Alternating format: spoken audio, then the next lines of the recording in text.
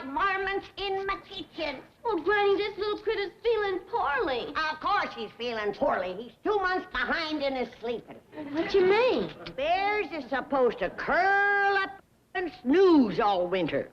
But in this crazy California, it's summer all winter. Poor little mixed-up fella. Here it is January, and look outside. What do you see? The sun is shining, the birds are singing, the flowers is blooming. It's enough to make a body sick. Sure don't have no seasons here. Just two, wet and dry. You've either got mud or dust. New calendar for you, Granny. Is that all I got? Yes, ma'am. All the rest of the mail's for me. What is it, Granny? The First National Bank of Bug Tussle. Fred James, president. That's Jesse's grandson. Jesse James's grandson was president of a bank? Yeah. It's a good thing Jesse never lived to see that. Ellie, look at this beautiful snow. Sure is pretty. Little bear, if you was back in the hills, you'd be snuggled up in the den with your mama and papa, sleeping away the winter under a fleecy blanket of this beautiful white snow. I miss it so much. Granny, you never used to like snow. Me? I never liked snow. Well, that's right. You used to complain all winter. Did you hear what she said, Jethro? Huh? Hear what?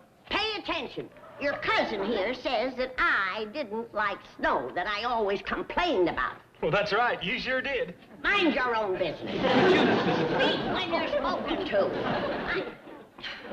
Well, I guess you two are too young to remember. I love snow. I always have. Me too. There ain't nothing prettier than them big white flakes a-floating down. I used to say that was Mother Goose shaking out her feather bed. Remember how the windows used to get all icy? That was Jack Frost painting his pictures. They's a great pair, Jack Frost and Mother Goose. And remember how we used to scoop up a pan of snow and put vanilla and sugar in it and make ice cream? Oh, Ellie Mae, you're making me so homesick, I can't stand it. What's everybody doing inside on a beautiful day like this? You call this beautiful? Look out there. Sun is shining, the birds are singing, flowers are blooming. Please, Jed, you're turning my stomach. How'd you like to be back home with all that snow and ice? How soon can we leave? You mean you want to be back there? We all do. We was just sitting here talking about how much we'd all like to go back home to the snow. Ain't that right, young'uns? Yes, Granny. Ain't that right, Jethro? Huh? What? When are you gonna learn to pay attention? He's having a family talk. What about? About how much we'd all like to go back home to the snow. Not me. Who asked you? Oh, you said... Now, stop butting in when you ain't needed. He wants to go, Jed. No, I don't, Uncle Jed. Look at all these business opportunities that come in the mail. I'm gonna be rich in no time. Nah. What is all this, boy? Offers for jobs. I can sell blueing house to house. Or open a worm farm. There's a fortune to be made in red wigglers. And here's another. Grow mushrooms in your own basement. Here's an offer to be a Western distributor for an Eastern buggy whip company. And here's a company that wants me to sell false teeth on the telephone. I mean, to get all this. Oh, I answered the business opportunity ads in the Hog Breeders Gazette. Well, ain't it likely you'll be going in the Army Reserve pretty quick? Well, yeah, but that's all right. I can fight during the day and sell false teeth at night. Jethro, get this clutter out of my kitchen. This table is for victuals. Good. How soon do we eat? I may never eat again. This California weather has took my appetite. Well, it ain't took mine. I'm starving. Jed. But, Granny... Go eat some smog.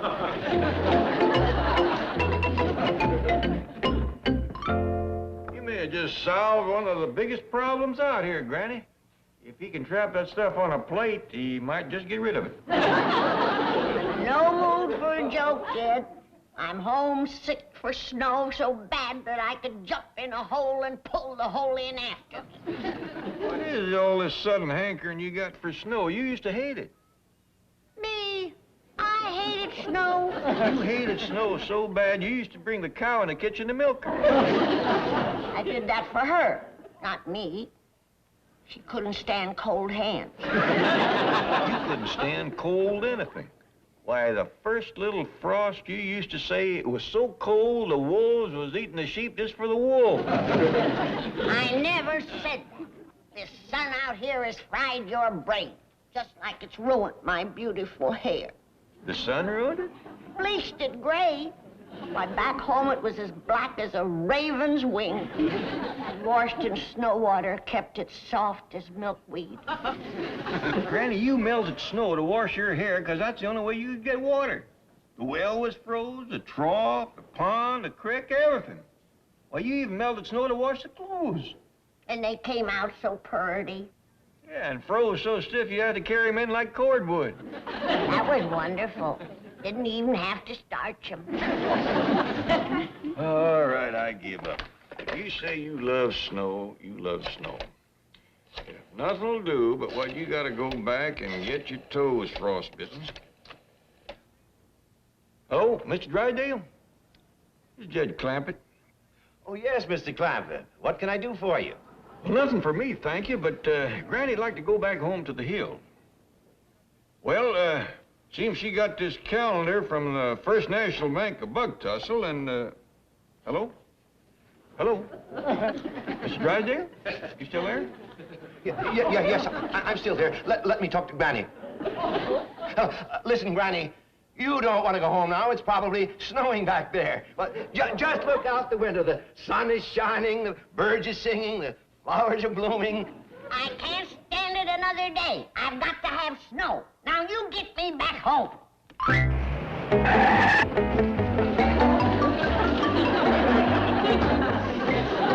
Chief, listen to reason. For the last time, I'm telling you this crazy scheme will never work. Will you swear to that? This crazy scheme will never work. No, I mean swear that this is the last time you'll tell me.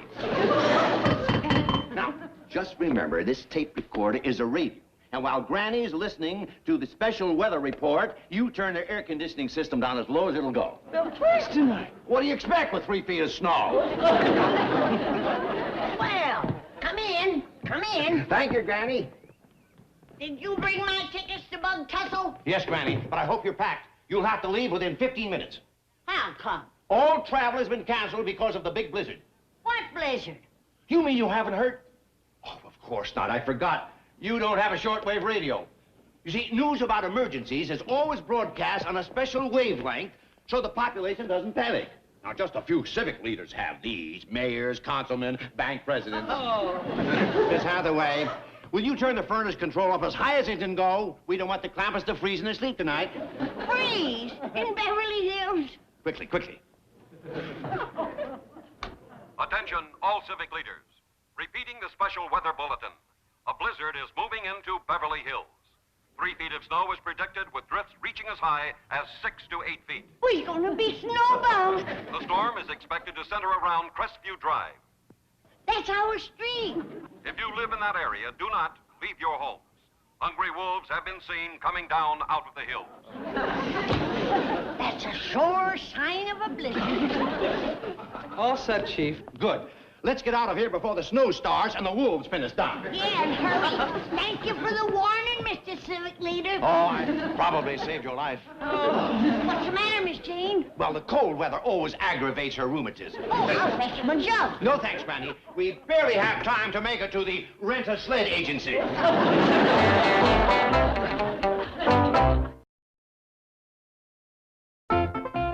Oh, Granny, when you leaving for Bug Tussle? I ain't going. There's gonna be a big blizzard hit Beverly Hills any minute.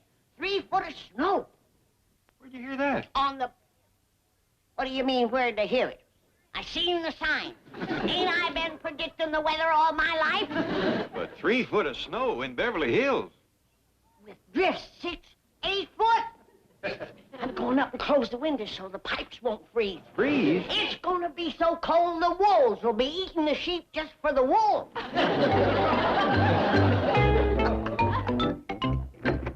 Excuse me, Chief. Mr. Chapman's calling from the movie studio. He wants to talk to you before you send those snow machines up to the Clampett mansion. Okay.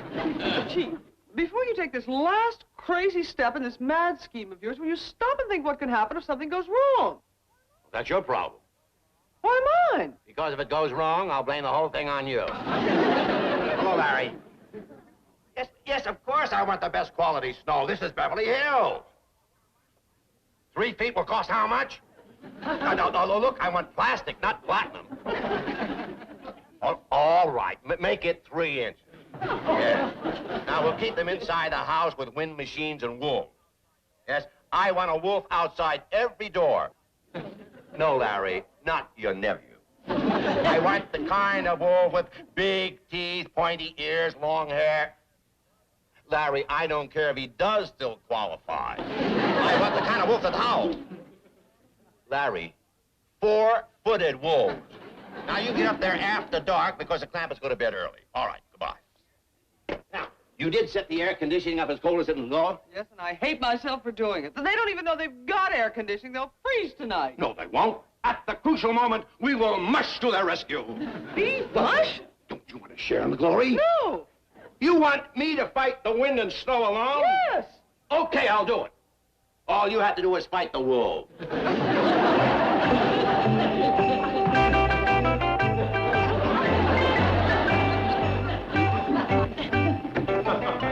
Wait for me, Pop. Can't you sleep neither, Ellie? No, sir. My room is like an icebox. Mine, too. I wonder, can we turn the furnace up any hotter? I don't think so. When I was putting my critters down in the cellar, them big old machines was just going full blast. Got to give Granny credit. She sure called to turn on this weather. Of course I did. I knew this cold spell was coming. I seen all the signs. Wish you'd said something sooner, Granny. Jethro and me could have laid in a little firewood. Well, I'll go fetch some. No, Ellie. A hungry wolf will get you. Granny, there ain't no wolves in Beverly. That ain't no whippoorwill.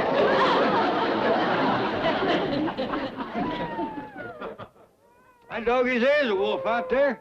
Big rascal, too. They always come down out of the hills when the cold wind blows. There ain't no cold wind blowing. What you call that? That ain't no whippoorwill. You know everything. You sure hit this blizzard on the nose. Well, that ain't where it's hitting me. Let's get to the kitchen. Yeah, let's warm up some of that possum stew we had for supper. Oh, I got lots of victuals, Jed. I got ham and turkey and pork chops. I'll go wake Jethro. Oh, he's up, Ellie. Come through here about 15 or 20 minutes ago, headed for the kitchen. Uh-oh. Quick, maybe we can salvage something.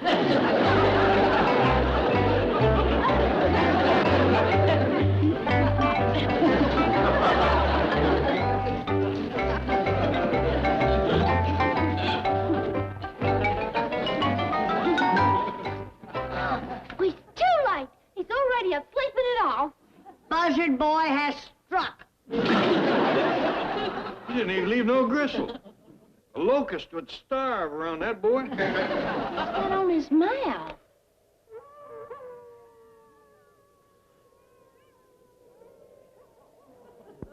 He's at the fingers out of his gloves. And we's gonna be snowbound with him? Guess we better sleep in a circle like partridges. That way nobody will have their back to him. Here. Only thing he didn't get was this little old sausage. Must have left it for seed. I wanna try something. I knowed it. I always knowed it. He eats in his sleep. His stomach might doze off, but that's a 24-hour mouth.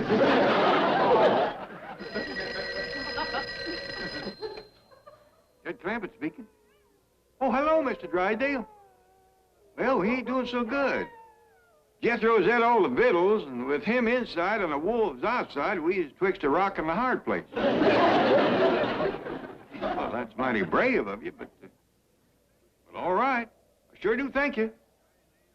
Mr. Drysdale says he's fetching over some victuals and nothing can stop him. He's coming. We saved. We saved. Look who's coming, too. Hurry, Mr. Drysdale. Mighty Mouse is awake. Mush! On King! On Pierre! On White Fang! What's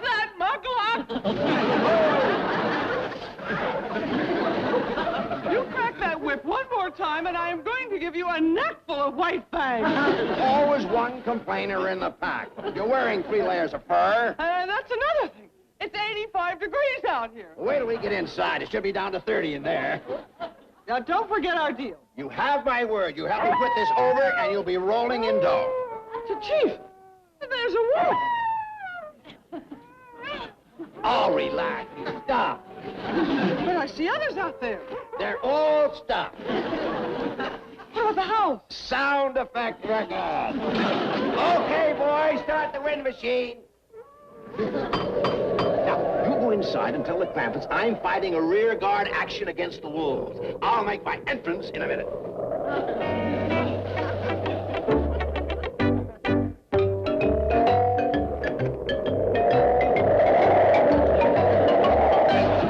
I brought you supplies, Granny. Where's Mr. Drysdale? He's out fighting off the wolf pack. There's a bunch of them out there, all right. When that door opened, I could feel their hot breath. Hey, woman, Miss Jean. Where's Mr. Drysdale? Fighting off the wolves. I'll go help him.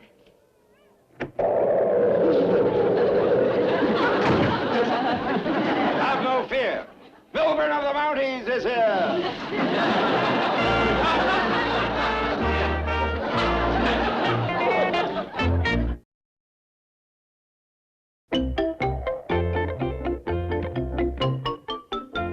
There you are, Granny. Everything you'll need to get you through the blizzard. There's canned meat, powdered milk, chocolate bars. Milburn of the Mounties, you have saved our lives. Well, don't forget my faithful Indian companion, White Fang. I didn't know you was an Indian. Yes, I am temporarily a member of the famous northern tribe that always helps the Mounties. Yes, she's a schnook. That's no. Can I put these in the fireplace? Oh, yes, of course. We's out of firewood, and I've never been so cold in my whole life. Now, don't worry, Granny. By tomorrow morning, the blizzard will be over. Good. These Beverly Hills winters is short, but days killers. Just how do you plan to get rid of the plastic snow? The studio has machines for that. I hope they send a snowplow in the morning so we can get out of here. Oh, no, Granny. Snowplows are for peasants. Here in Beverly Hills, they vacuum the snow. Wouldn't you know it? Now, you turn in and leave everything to us. Yes, Mr. Clampett's already gone up to bed. No, ma'am, Miss Jean. I just went up to get into my clothes so I could fetch in some firewood. No, Jed. Have you forgotten about the hungry wolves out there? Well, I figure if these 2 city folks got past them, I sure can. Well, you see, we got through because wolves are frightened of Indians. Indians? Yeah, Jed. It turns out that Miss Jane is a schnook. That's, no. Well, anyway, I wouldn't risk going outside. Those wolves are vicious. They'll tear you to pieces. Oh, no. Hi, everybody. Look here. Ellie, don't bring that man-eating varmint in here. He's vicious. He'll tear us to pieces. No, he won't, Granny. I've been watching him, and he ain't moved for better than an hour. Felt sorry for him, so I fetched him in. Shall I warm up the getaway sled? No wonder he ain't moved. It's so cold, the poor devil froze stiff in mid-howl. You think he's froze? Of course. Look at them glassy eyes. You're right, Granny, but we sure can't let them thaw out in here. I'll get rid of them. Mr. Drysdale, let me take a look at that critter. Granny, this wolf is stuffed. With who? Who ain't here? Jethro! He done it, my baby! Don't worry, Mr. Clampett. He didn't eat Jethro. Mr. Drysdale, what's going on around here? What do you mean? Stuffed critters, snow that don't melt. That's wolf dandruff. It's very contagious. I think I'll get rid of him. Mr. Drysdale, you want to tell me? Well, I might as well admit it. This whole visit's a phony. The snow is plastic, the wolf's stuffed, the wind comes from a machine. The whole thing was dreamed up to keep Granny from going back to the hills, and it's my fault. Gee. I never should have let her talk me into it. You mean, this whole thing was Miss Jane's idea? 100%. She dreamed up the whole idea. Jane?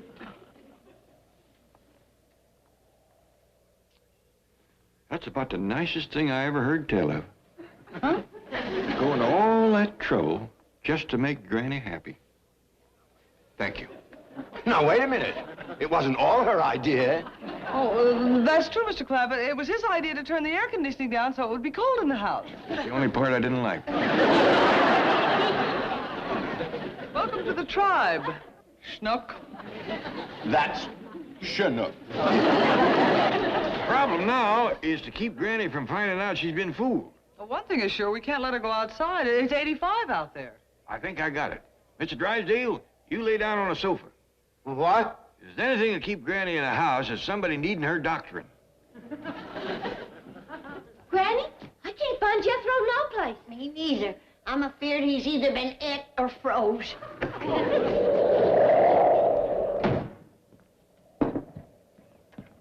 Where you been, Jethro? Huh? I say, where you been? I'm getting me some snow.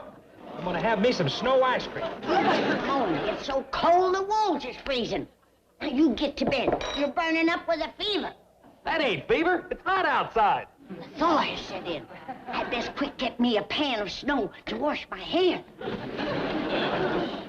How is it, Jethro? Pretty good. That ain't very cold, but it's got more body than snow back home. Well, let me taste it. No, you go get your own snow. I'll bring you some, Ellie. Wait a minute, Granny, where are you going? Out to get some snow to melt from my hair. I'll do that. You better take care of Mr. Drysdale. He's laying in the parlor awful sick. What seems to be the trouble? Oh, sore throat, fever. He needs you bad. Poor man, he got that from helping us.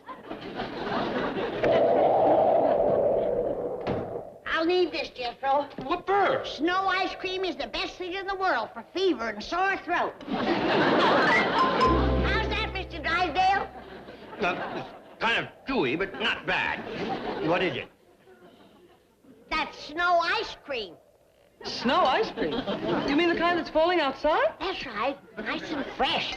Swallow it, Mr. Drysdale. Let's get out of here! Wait! I'll make you some more. Just bring it in another pan. I never did see snow ice cream work so fast. Quick, grab those traces and get me to a hospital. Just a minute, Chief. When do I start rolling in dough? The first thing tomorrow morning. Is that a promise? You'll be knee-deep in the stuff. I repossessed a bakery. Oh, that Charlie. Hush! On Pierre! On King! On Doughboy! Hush! Watch it, White Fang! A blizzard sure brings out the brotherhood in man. What a sight. A royal mountie pulling a schnook.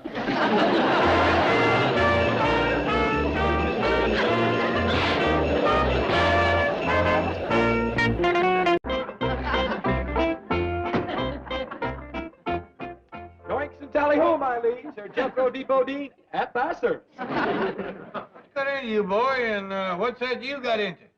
These are the kind of royal raiments we's going to be wearing over at your castle. What? Hey, Mr. Drysdale called you. You done inherited the doggone castle over to England. Go on. Yeah, one of them great big rascals with them open a drawstring. You grinning me? No, sir. I was over at the bank when Mr. Drysdale got the word. So I went over to the studio and got us some Queen Elizabeth clothes. Queen Elizabeth? Oh, yes, sir. She's the Queen of England. I looked her up in the book. And these are the kind of clothes you got to wear around her. Everybody? Wait, just us royal folks. This here was wore by Francis Drake. Well, I hope it looked better on her. Francis Drake was a man.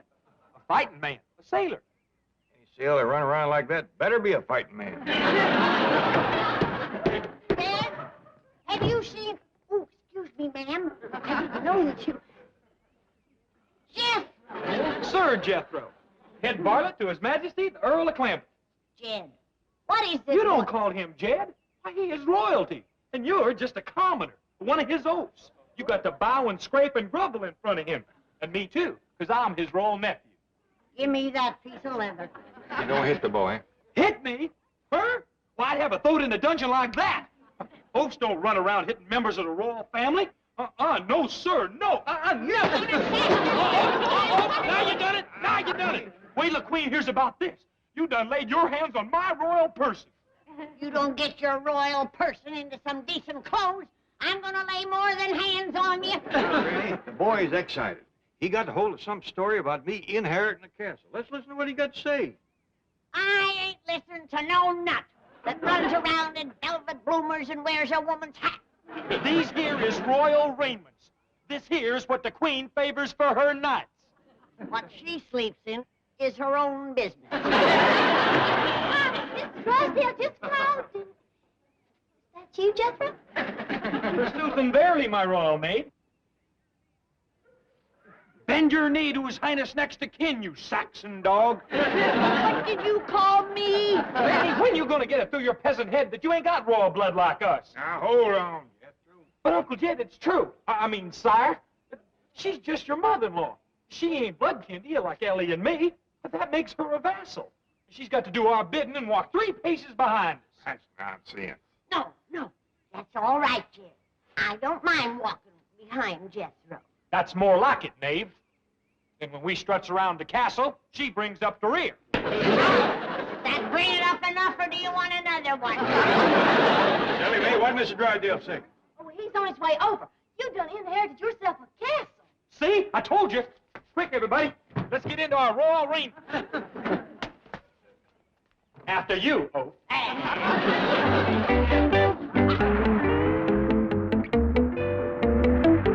Oh, this is fabulous. Fabulous. I can see it now. The presentation at court. Knighted. A seat in the House of Lords. Luncheon with the Prime Minister. Tea with the Queen. Chief, Mr. Clappett is hardly prepared for such honors. Not him, me. I'll handle things just like I do here. The Clampetts will stay at the castle. I'll be up in London, receiving the honors, banking the money. What money? From the tenants who live on the 10,000 acres surrounding the castle. Ooh, yes, sir. England, there's the place to be a banker. Somebody doesn't pay, wham, right into debtor's prison. Chief. Charging them, break them on the rack. Somebody chips the bank, and you brand a big O right in the middle of their forehead. Overdrawn. Yes, sir. Jolly old England. They know how to handle deadbeats. Chief, debtor's prison and all such measures were outlawed 100 years ago. You're kidding. No. Well, just wait till I get to Parliament. I'll bring back the good old days.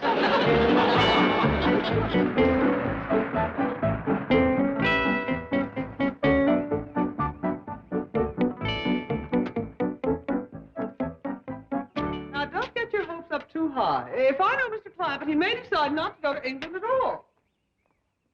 What do you mean? He's got to go. I've got to go. England is my kind of country. That's where I want to live. But what if your wife doesn't want to go? You think there's a chance? I should say don't get your hopes up. The way of royalty is not the way of the Clappetts. They're plain, simple country people with no desire to... Dad, sense and howdy.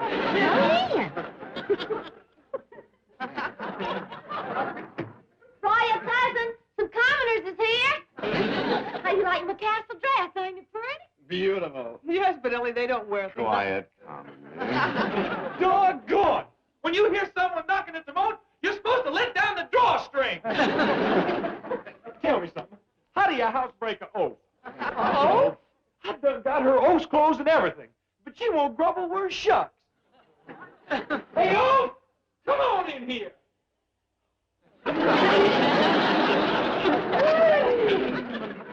Jethro says if I don't grumble, the Queen is gonna throw me in the Tower of London and feed me to the beefeaters. That is absolutely preposterous. See? I told you. No, I mean... Well, I can see there's a general misconception about modern-day England, which I shall clarify without further ado. Granny, there is no serfdom. You are not an oath. And Jethro, even members of the peerage no longer have the power to rule the lives of others. And Ellie Mae, these costumes are strictly for pageantry. And there is no debtor's prison, no torture for those overdrawn at the bank. Will you stop putting England down? You mean the Queen ain't gonna feed me to the beefeaters? Of course not. Why, you? Oh, Mr. Jane, you done committed high treason against the crown and cited an oath. Your head is gonna roll. You better hang on to yours, too. Don't you touch me. The Royal Executioner will lop off your offended member. I am the head varlet to His Majesty, the Earl of Clampett. Oh, where is the Earl? He's up in the turret, putting on his royal raiment. Hey, Paul, we got company. Nah, not like that.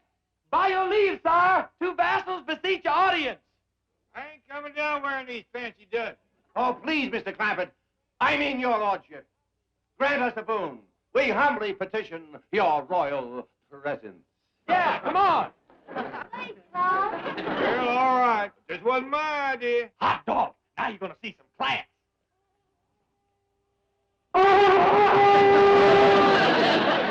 All hail His Majesty, Earl of Clampett. Kneel, oaf. Yes. Oh.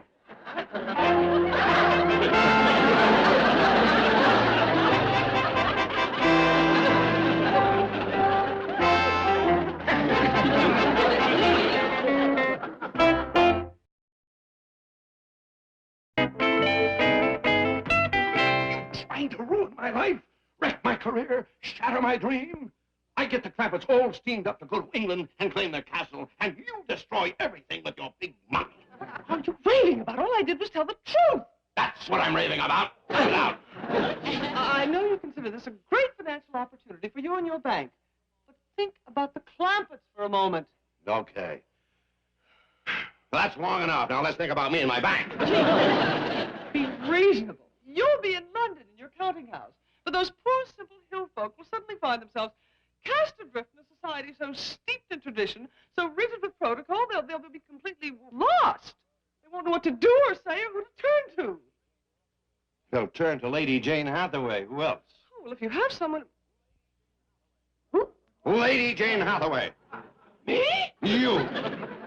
Chief, I'm just plain Jane Hathaway. Do you think the Crown will overlook your services in converting the peasants of Possum Ridge into the keepers of Clampett Castle? Chief, this is ridiculous. I could never expect... Didn't you tell me your ancestors were English? Well, yes, my great-grandfather and my... Blood will tell. You belong in the castle. To the man of all, Lady Jane Hathaway of Hathaway Hall. Hathaway Hall. Mr. Drydale, I think we better pass on this going to England business. We don't belong in no castle. Oh, don't say that. Why, you love Hathaway Hall. Clampett Castle. You said... She's changed her mind. She didn't have the complete picture. No, I do feel you should investigate the situation, Mr. Clampett. You might find that you'd enjoy the English country life. This place in the country, isn't it? Oh, yes. The castle sits in the middle of 10,000 acres. Oh, that'd be a heap of land to work. Oh, you don't have to work the land. We couldn't depend on Granny. She's got her back up by being old. Granny wouldn't have to work either. She sure ain't gonna get Jethro behind no mule dressed in them head varlet clothes. None of you has to work the land. You just enjoy it. You see, it's mostly forests and streams. Yes, you'd spend your time stalking deer, shooting grouse, fishing, riding to the hounds. Excuse me, Paul. If and we ain't going to England, can I change back into my breeches? Look mighty fetching, Ellie. Isn't she beautiful? Can't you just see her dancing in the ballroom of the castle? Yes, with a long line of handsome young Englishmen waiting their turn. Oh, Ellie'd meet some fellers, would you? Oh, Mr. Clampett, your lovely daughter would be the belle of the countryside. Well, doggy. This hill has got more taters in it than I figured. Oh, going, Paul? Well, we'll study on it. Take some doing to swing your granny around. Ain't nobody throwing me in the Tower of London. Chopping off nothing, neither. Not a damn blame nonsense. Get back into your oak's clothes. You get in them. Hey, hold on there. Are you revolting? Not as revolting as you. Hey, listen. We can't show up at our castle without we got us a royal oath. I ain't open for nobody. Hey, wait a minute, Granny. You go along as an oath. As quick as we get settled, I'll promote you. I'll make you a scullion or a serf. How about a churl or a common skull? Hey, wait a minute. You could be a wedge. How about a shrew or a loud? Do I have critters at the castle? Hundreds of them. There's a private game preserve. I'll go get ready for the trip. Now, wait, Ellie. It ain't for positive sure where he's going. Just a minute, Ellie. Hold on. Don't worry, it's in the bag. I hope you're right. Where's Jed? He just went out the back door. Please, Granny, commence as an oath. You won't have to grovel. Just cringe a little. Oh, gone. There goes the trip to England. What do you mean? A head varlet has got to have himself a oath. Do you think I want to show up over there looking like a dumbbell? Certainly not.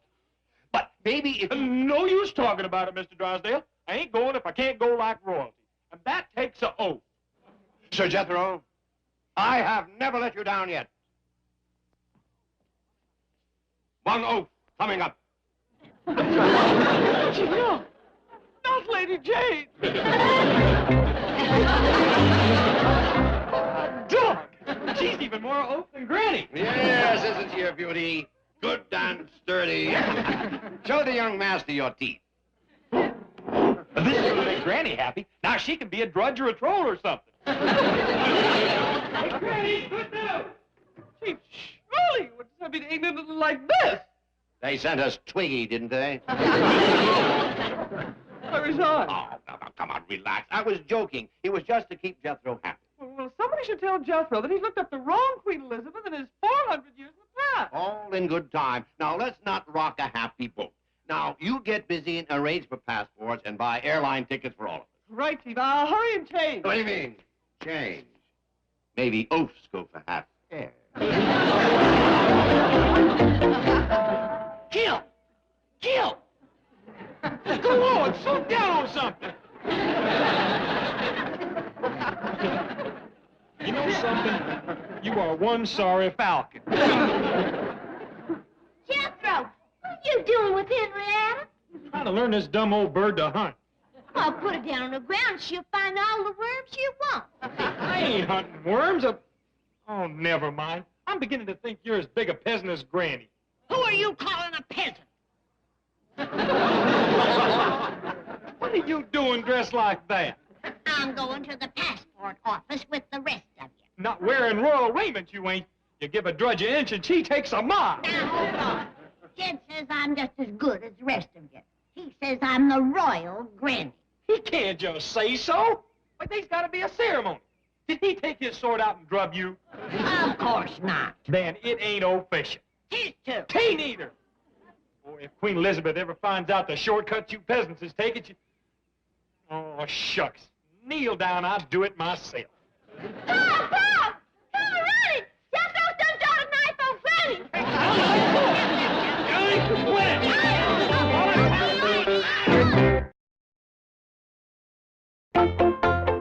What's all the commotion out there? Granny, you all right? It's Sir Granny now. I've done been drubbed. That's right, Paul. We's all one big royal family. You ain't going to the passport office dressed like that, are you? Put on your royal duds, like us. Sure. Just a minute. We's going to a U.S. government office, right? Right? Right. Well, is it respectful to show up at a place like that wearing strange clothes? No, it ain't. So get out of it. It's so proper, like us. Yeah. Sure. Granny, what's proper around a castle in England is one thing, and we'll be the judge of that when we get there. But as long as we's in this country, we're going to dress American. Now, get changed. Oh, Doggone. Just when I was all decked out like a grand lady.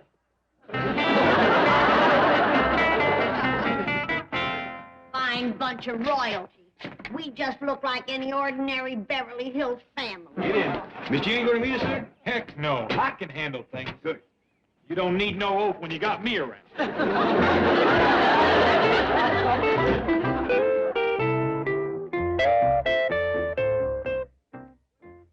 Howdy, is this the place where you get passports? That's, right. We take 4 of them, please, sir. Thank you. Well, I'll take your applications one at a time. Who'd like to be first? I'll go first, because I was the one with the education. That way they can see how it's done. Fine. Raise your right hand, please. Swear the statements you're about to make to be the truth. Yes, sir. State your name, please, Jethro.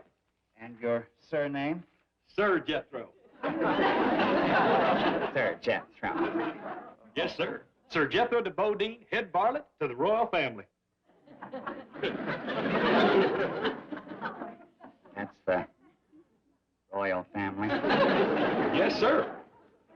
Earl of Clampett himself. The girl is my royal cousin, and the little one, she used to be an oaf, but I done knighted her. I see. His Majesty didn't want us to wear no royal raiments till we got over to our castle. You have a castle. Yes, sir. One of them great big rascals with a wall around it and towers and dungeons and such. And bars on the windows. Sure. Lots of attendants. A castle ain't a castle without its crawling with varlets and trolls and churls and such. And keepers. Sure. Tell me something, Sir Jethro. Is this a rib? No, sir. That's a nose. Oh, my goodness. You can't catch me on questions like that. I studied to be a brain surgeon. A brain surgeon. Yes, sir. Ain't that right, Uncle Jim? What's that, boy? Pretty near become a brain surgeon, didn't I? That's right. He was tore twixt that and being a fry cook. Oh, I get it. Where's the hidden camera? You guys really have me going there. Come on, where's the camera? Do we need any makeup? Right here, huh? Hi, Alan. Love your show. Great bunch you got together. Hey, mister, you gonna give us our passport? Sure. I'm the royal passport granter. Hi, Margaret. It's Joe. I'm on hidden camera.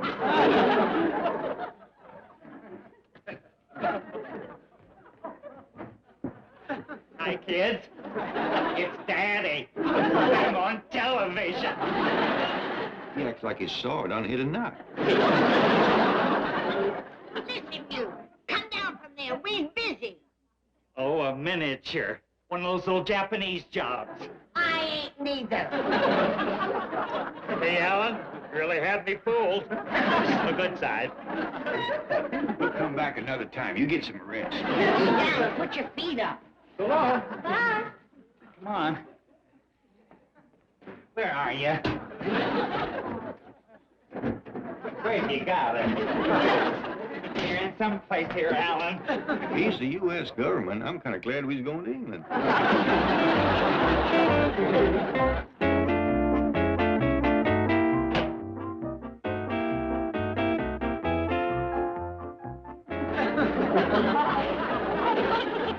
How do I look, old girl? You look late. Our London plane leaves at 12 o'clock, and you still have a desk full of work. Tight schedule, eh? Well, we'll have a go at it on the plane. Well, I had planned to use that time to bring Jethro up to date on English history. He thinks knighthood is still in flower. Well, let the lad dream a bit longer. Oh, I'm going to cut a wide swath through London town. Excuse me, Miss Jane, but I reckon you'd be wanting to wear this on the plane. Oh, Jethro, you dear, thoughtful boy. It's your oath suit. You left it at the house. Oh, but you don't... I can't arrive in England wearing this. Now, just a doggone minute. You and Mr. Drysdale promised me I'd have an oath. And we never break our promise. Oh, Chief. England expects every oath to do her duty. Pardon me, chaps. I must speak to one of my clerks. It's bad enough I got to travel without my royal raiment and my falcon, but a knight just can't show up without his oath. It just ain't done. I like that about you, Jethro. You want to be authentic. Yes, ma'am. And that's why I can't be your oath. Uh-huh. I looked it up, and an oath is a man. Yeah, come to think of it, all the pictures I seen of oaths and knaves and such was men. There you are. Yeah, but where am I going to find me a man oath this late? Not all beings here in a fortnight or so. Miss Hathaway, Sir Jethro is waiting for his oath. And we never break a promise, do we, Chief? Never. One oath coming up. That's the spirit.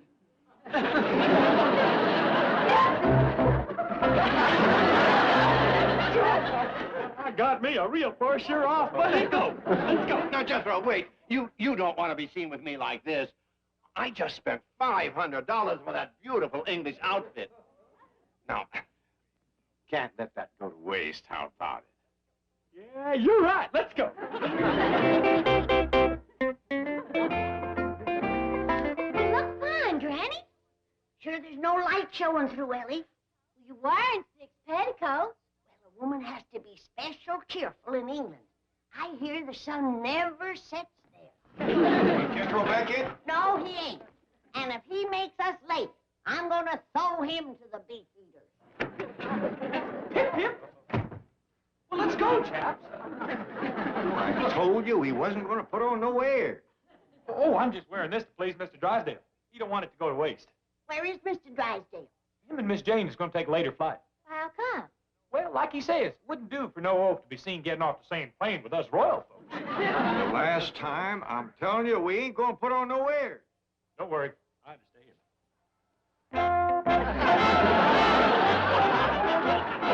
How about it? Too late to undo it now. We'll miss our plane. Yeah, we's gonna be late. Hey, that throne ain't for you. It's for His Royal Highness. Let's go, boy. But Uncle Jed, that throne is... Drive on, boy. You take the oaf out of the country, but you can't take the country out of the oaf.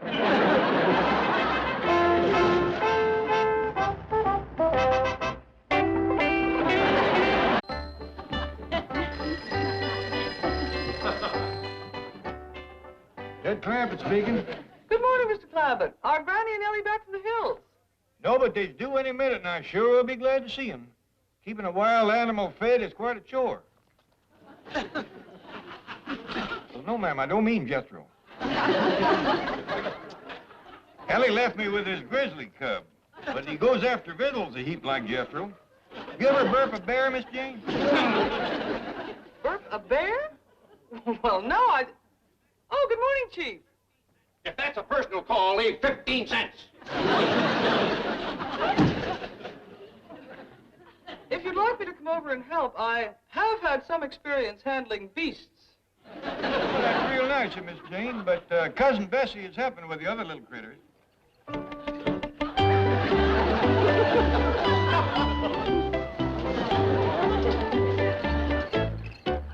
Besides, Jethro will be back from the airport with the women folk any time now.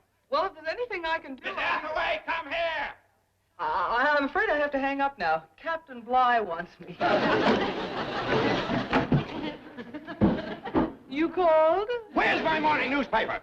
Well, Chief, I don't think you should see it. It will only upset you. What could upset me after what I've been through with those hillbillies? Jethro gets his induction notice. Jed buys him a tank. I have to be his tank crew. He dresses me up like Von Hindenburg and I get arrested, and I'm going to be upset by the morning paper! Chief, everybody in the bank will hear you. Gosh. This gets out. I'll be ruined. Oh, no!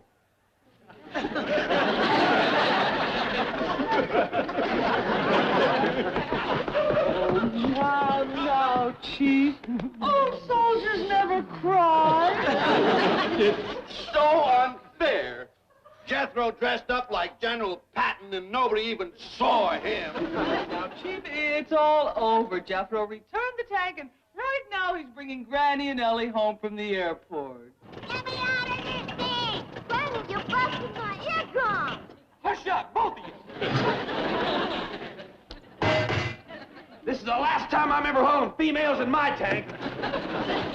Jethro, I thought you took that tank back to where you got it. I did, Uncle Jed. But when I seen the kind of respect a tank general gets, I had to buy it back.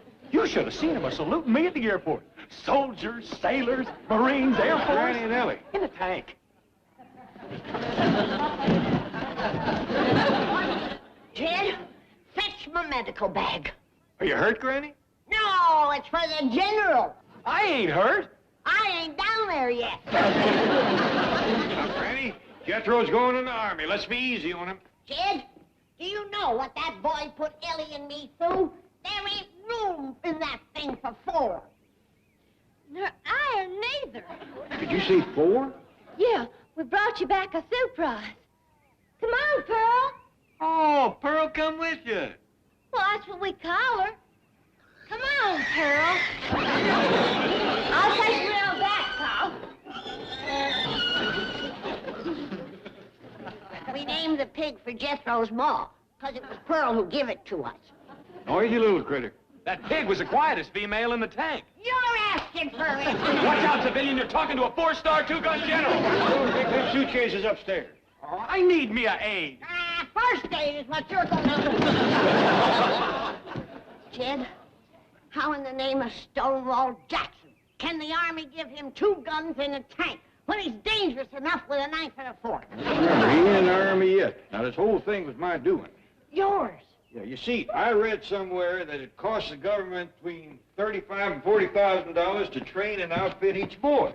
I reckon you know they is having money troubles back in Washington. I know I got a trunk full of Confederate bonds they ain't redeemed. Oh, they is deep in debt. So I figured, with me having all them millions in the bank, the least I could do was to pay Jethro's way. Lots of folks outfitted their own boys during the Great War. Mm-hmm. That was the war twixt the North and the South. The yellow and the gray. Huh? The gray really won, you know. Granny, I ain't lifting the lid off of that pot.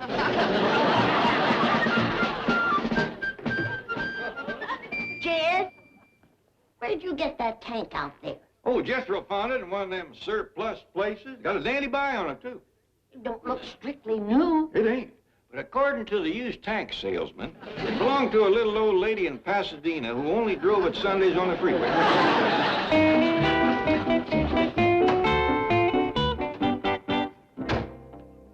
I thought you said Jethro got rid of this thing. Well, that was my understanding. Listen, there's only one way to stop this foolishness. Jethro must be inducted now, today. But he hasn't had his physical. We'll pull strings.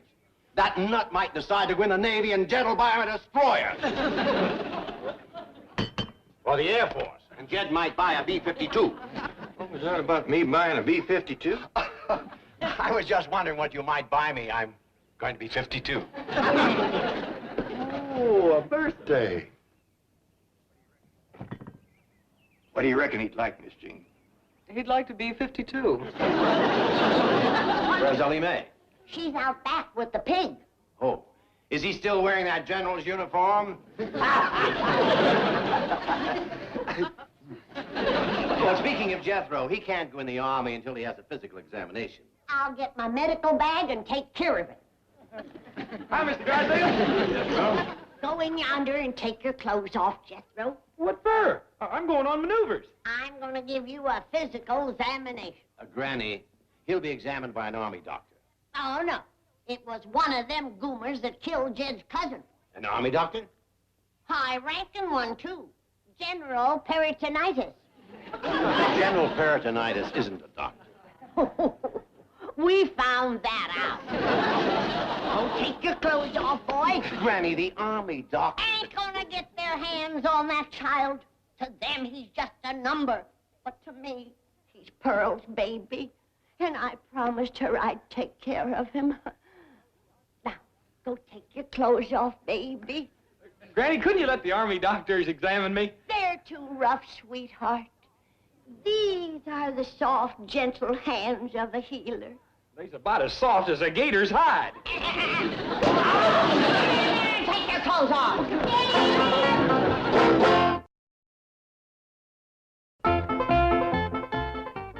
By the way, Oh, she took Ellie and her critters out for a little drive. How's it look? oh, Mr. Clampett, don't waste your time polishing this silly little old tank.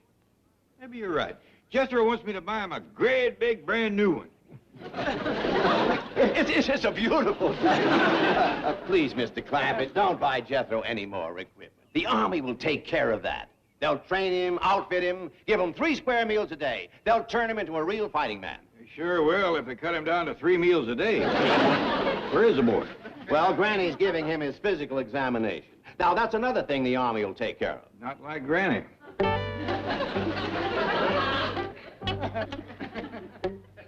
Your temperature's normal. 142. 142 ain't normal. It is if your thermometer has been sterilized in boiling water. Sit down. Cross your legs. I want to check your reflexes.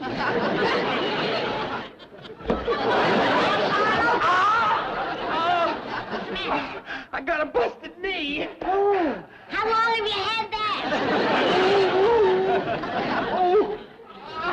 The Army don't like crybabies, Jethro. Now sit down. They won't even let me in the Army.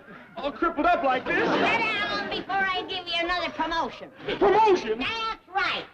I done give you one stripe. You want a buck for a corporal?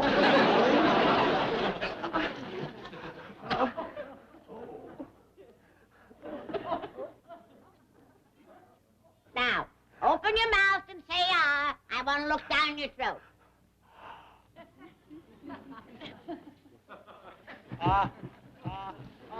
Sit, Stealer, you're gonna get a grilled gullet. My, what an eating machine. I declare you got more teeth than a garfish. What's the matter with your tongue, Jethro? It's coated something terrible. That's wax! I declare you'll eat anything. Good thing there's a doctor in this family.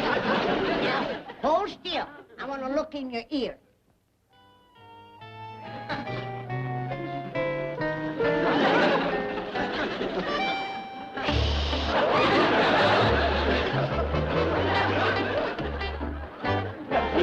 Just as I suspected. What? What's the matter? Nothing. Some things the patient is better off not knowing. And now I'm going to take care of that busted knee.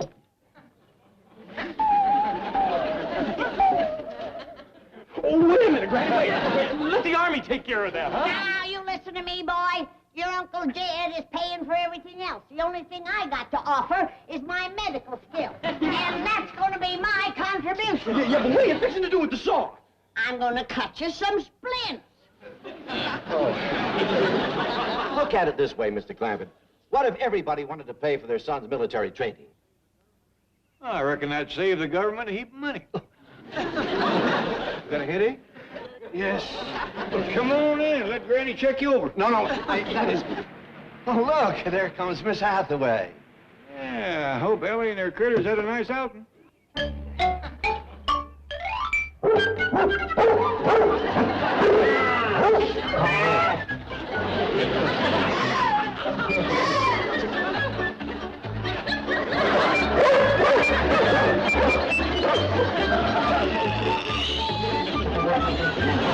Must have looked something like that when Noah landed the ark.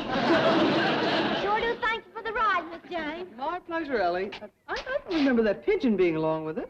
Oh, no, ma'am. He joined us over on Elm Street. Another new critter, Ellie? Just a little old pigeon, Pa. Go shake hands with another little old pigeon. Miss Hathaway, rush me down to the Army Induction Center. You gonna join up, Mr. Drysdale? Oh, no, I'm gonna fix things up for Jethro. Pull a few strings. Make sure that he gets in. Well, that's mighty nice of you. You tell him that Granny's already given this physical, and I'm gonna pay for everything else. Sure, I'll tell him. Let's go. All right, boy. You can put your clothes on now. What'd you say, Granny? I said you can put your clothes back on. Well, how'd Jethro make out on his physical, Doctor? I passed him, Jed, but he's got some bad health habits he ought to break. Oh? What are they? Well, for one thing, he eats hot wax. Hot wax? Got the roof of his mouth all sooty. Keeps bumping into things and busting his knee. Granny, I can't get my general's uniform on over these splints. The splint stays on. Huh? I said leave him on! Doctor's orders! And if the knee gets to paining too much, chew some of these gimp leaves. Oh, gee, Granny, I don't need any of this. Well, boy, Mr. Drysdale said... Mr. Drysdale said, wear your regular clothes to the Army place. No uniform. Doggone. I ain't hardly in yet, and already I done been busted back to a civilian.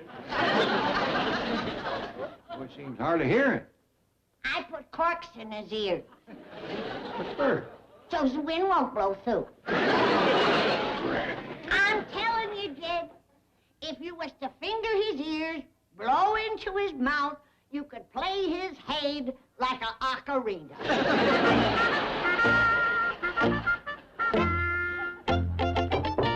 Come in. Sir, the young man Mr. Drysdale talked to you about is here, Jethro Bodine. Oh, yes. He's the young man who's so anxious to join up. Yes, sir. By George, it's a pleasure to meet a boy like that. I'm getting sick to my stomach of those draft-dodging, card-binding hippies with their psychiatric cop-outs. They're turning our national symbol from an eagle into a chicken. Now, a boy comes to me who can't wait to serve his country. A Boy who loves his country. A boy with blood in his veins instead of flowers in his hair. What's he look like? Well, he's a big, husky fellow, sir. He looks like he came right out of the hills. Another Sergeant York. Well, here's one boy that head shrinking down the hall isn't going to Section 8. Bring him in. Yes, sir. Mr. Bodine, would you step in here, please? That, a game leg, and he's ready to fight. You're a real patriot, my boy. Huh? Don't you hear, boy? What'd you say? Crippled, hard of hearing, and he's ready to serve. Can you see, boy? What? Don't you worry, lad. We'll mend that broken body. You've got the soul and the spirit of a hero. Lord Nelson had only one arm, but he saved England. Process him, Sergeant. Yes, sir. This way, Mr. Bodine.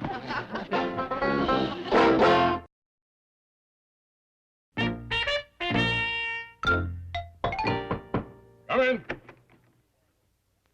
Good afternoon, Colonel. Well, what do you want, head shrinker? You gonna psych out some more of those mother-hating hippies? No, I came in to talk to you about your hillbilly hero. Who? Superboy, Jethro Bodine.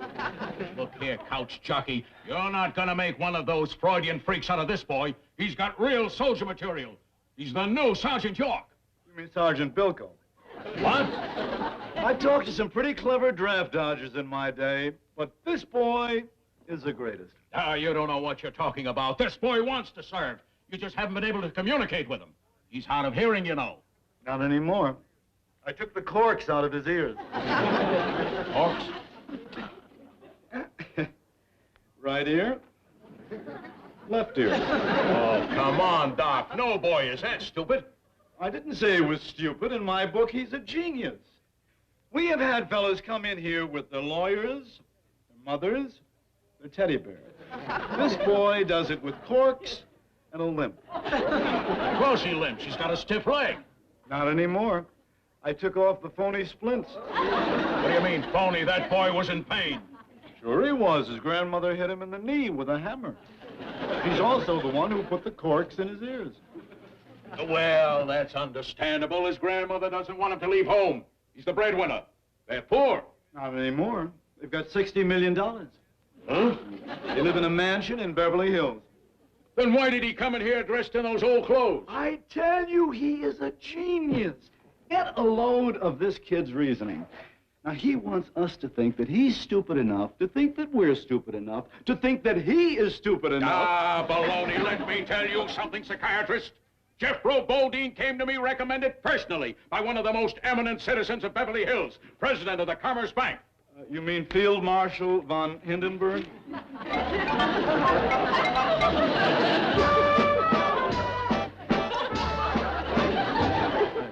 I don't understand this. It's all part of an elaborate plan to keep this boy out of the Army. I tell you, it's brilliant. They have spared no expense. The brain that conceived this idea... Come in! Excuse me, sir. You too, sir. Can I join the Army now and go to the front and commence the fighting? Really want to go, Jethro? Oh, yes, sir. There's just one thing. Sure would like to have me some victuals first. What? Oh, that's what the boy calls food, Colonel. Jethro, sit down, son. Yes, sir. Thank you. Colonel, this is where he really showed his brilliance. He had me convinced that he was a compulsive eater. Let me show you something. What is this ink blot a picture of? The truth now. Well, it's a nude woman. Of course. And, this? Same thing. That's right. They're all nudes. You know it, I know it, and Rorschach knows it. Get a load of this reaction. Jethro, what is this? Oh, that's a picture of the ham hock he showed me afore. And, this? Hog jows, pork chops, chitlins, possum shanks. Oh, man, ain't she a beauty? What is it, Jethro? Big, fat, old turkey hen. Okay, thank you, Jethro. Can I join now? It won't cost you nothing. Uncle Jed's gonna pay my way. Hey, away in the Army? Well, yes, sir. Board, room, uniform, guns, tanks, airplanes, everything. I wonder if I could talk to this uncle of yours. Sure. You can talk to my whole family. I'd like that. I'll go fetch them right on down. Hey, and I can show you some of the things my Uncle Jed done bought for me, too. Hey, now you wait right here now, you hear? Don't worry, we will.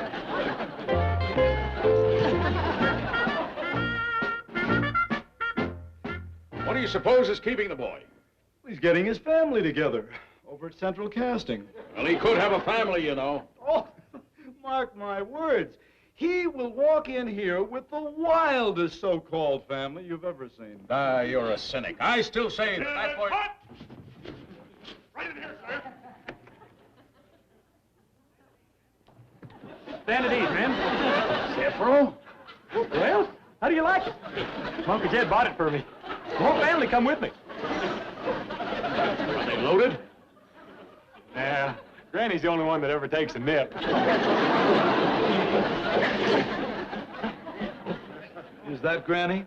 No, of course not. That's Cousin Bessie. And that there's Ellie, Mrs. Granny, and that there's Uncle Jed. That's my whole family.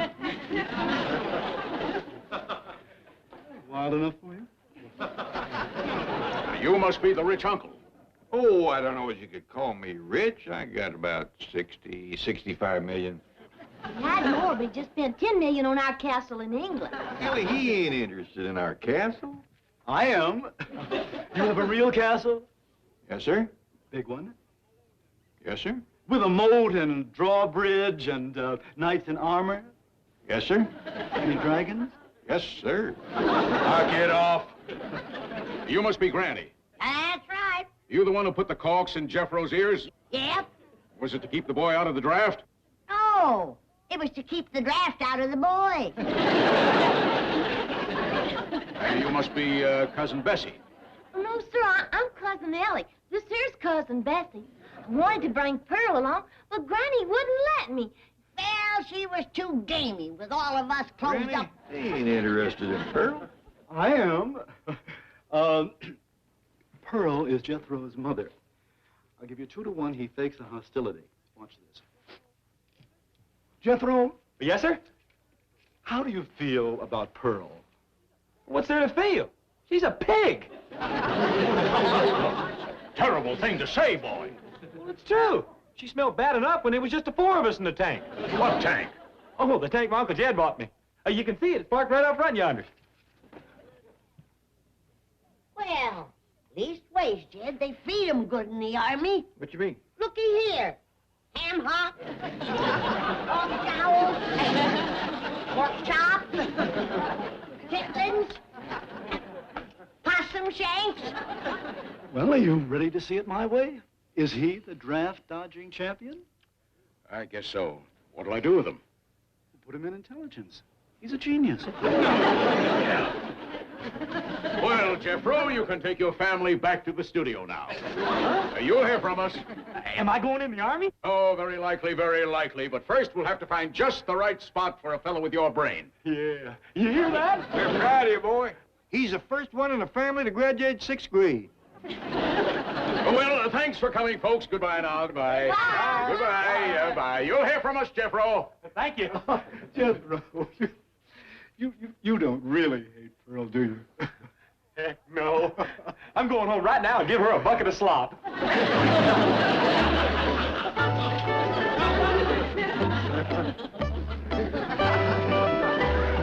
We're playing it right to the finish. The girl, the ape, grandmother, the millionaire uncle, all piling into that little tank.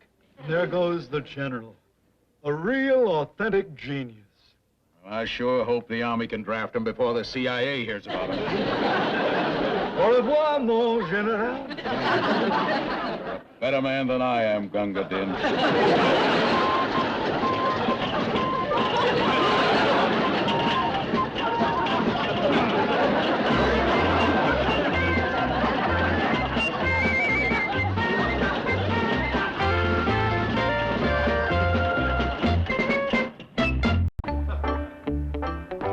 Ellie, what's going on here? Well, we's blowing the fumes from Granny's lye soap over to Miss Drysdale's place. Get off of that grinding wheel. Oh, do you want to paddle a while? Faster, Billy, faster. The fumes and the smoke is getting around the kettle. We'll all be smothercated. Granny. Even your voice is changing. Jim. Now, don't you try to stop me. Even a sweet-natured, soft-hearted saint like me can be pushed too far. Granny, you told me you was going to be more tolerant of Miss Drysdale. And I was. I forgive her for what she done right off. But this is for them others. The ones that are too chicken-hearted to fight back for themselves. Who's too chicken-hearted? Them she chased out of her yard. Our chickens. I told you to keep them penned up. The only thing she hates in her yard worse than chickens is us. Well, they was just offering a hep and claw. She was having a lawn party, and folks was chomping on cookies and cakes, and our chickens seen the crumbs they was dropping. So they went through the hedge to help them clean up. That still ain't an excuse to go building all this to torment her. What are you doing out here anyway? Are you some kind of a troublemaker? Beck, I got a letter for you. A letter from me? Who's it from? I don't know. It ain't got no return address. I'll steam it open. Oh, Granny, it's for you. Just open it. I ain't used to getting mail addressed to me. The only mail we get is for that other family. Name of occupant.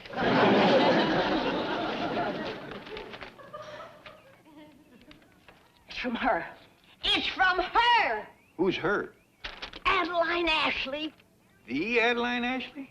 The very one. The dream girl of every mountain boy from Pickle River to the state line. Read the letter. She's going to stop by and say howdy to us while she's here visiting friends in Cucamonga. Ain't that exciting? I don't know. I've never been to Cucamonga. Oh, I meant her stopping here. Feature coming halfway across the world to just visit friends and traveling first class, too. By bus. Her husband always was one to spend the money on her. He's got it to spend. He's a big iron and steel tycoon, you know. Granny, he's a blacksmith. Yeah. And I can see Adeline yet helping him down at the forge. Always the perfect lady, swinging that big hammer, wearing her little white gloves. Ain't old snooty nose next door gonna be jealous of me? Granny, you told me you was going to be more tolerant and charitable with Mrs. Drysdale, remember? And that includes letting her meet Adeline Ashley. Oh, I'll introduce her. I ain't one to hold a grudge. All Miss Drysdale has to do is come over here. Now, you talking? On her hands and knees, pushing a peanut with her nose.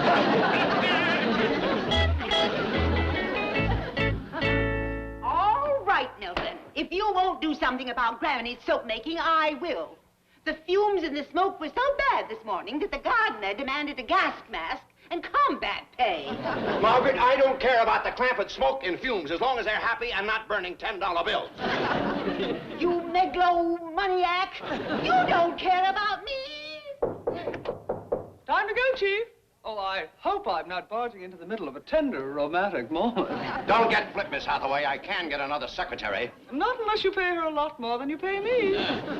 All right, get a little flip. Excuse me. Mr. Clampett, come in, come in. Hello, Mr. Clampett. Sit down, sit down. Oh, no, Miss Dane, you sit there. That's all right. I had to get up anyway. Well, my dear Mr. Clampett, what can I do for you? Name anything, as long as it's not illegal. On second thought, name anything, period. Well, it ain't a favor. I just wanted you to know that Granny is having a weekend visitor that I know Mrs. Drysdale is going to take to like a cold hog to warm mud. Oh, and no offense intended. Oh, none taken. After all, you're a depositor. Margaret's only my wife. Yeah, well, her name is Adeline Ashley, and she's a lot like your missus. Really? You know, extra high tone, social leader, style setter. I just know they're going to get along. Ah, I see. Well, this lady's a friend of yours from back in the hills? Oh, no. Her friends wasn't backwoods corn huskers like us. She lives in the city. Oh, well, maybe there is a chance. Now, wait a minute. You're not talking about Bug Tussle, are you?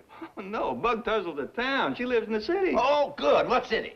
Turkey shoot. Mr. Clampett, I'm afraid Margaret may be flying to Siberia that weekend. What weekend is that? When is Mrs. Ashley arriving? I think Granny said 21st. That's the one. Gun it, and I know they would have hit it off. Beverly Hills or Turkey shoot, class is class. Now, according to the letter, Adeline Ashley will be here the 21st. Well, that gives us a whole month. Yeah, there won't be time to more than slick up a bit. We'll make new drapes, slip covers for all the furniture. We'll paint the whole house, inside and out.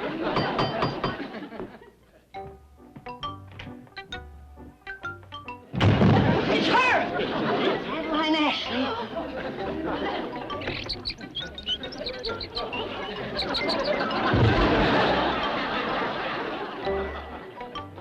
I have got off to better starts.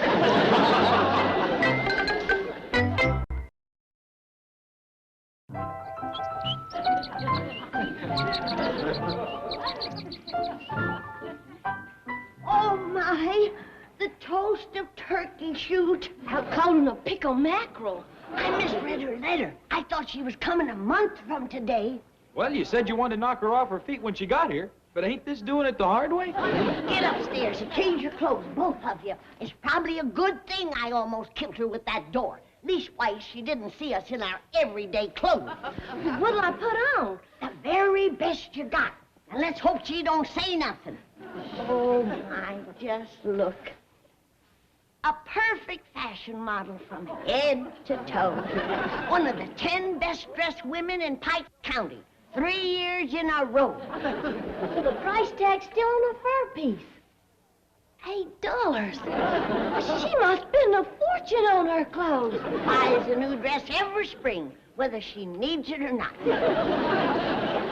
Well, she ought to pass that one year and treat herself to a new pair of gloves. He says the fingers wore clean out of them.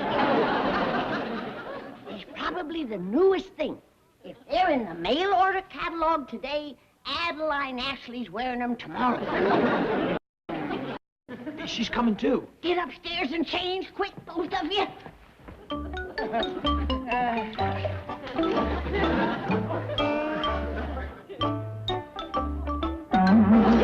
Beverly Hills, Miss Ashley, ma'am. Your Majesty. Up in gizzards. My nose is plumb broke. No, it's up in the air like always. Feels like it's been mule kicked. What'd you put on it? The front door. No, I'm sorry, what did you put on that cork? My very best corn squeezins.